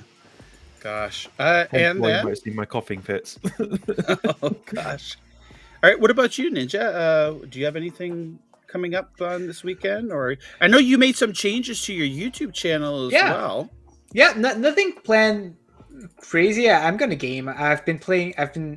Weird West came out yesterday, and I'm gonna play that. It's so fun, man. Like, I'll be playing that throughout the weekend. That's about it. Yep. Yeah. Sounds good. And I myself are just gonna try and relax a little bit. I've got to catch up on some articles for Best Buy and play a little bit of, I don't even know if I'm supposed to say it, Lego here, so we can't say any more. But other than that, we're going to have a fantastic weekend. And a big shout out to everybody in the chat. Thank you so much. We really do appreciate all your love and support.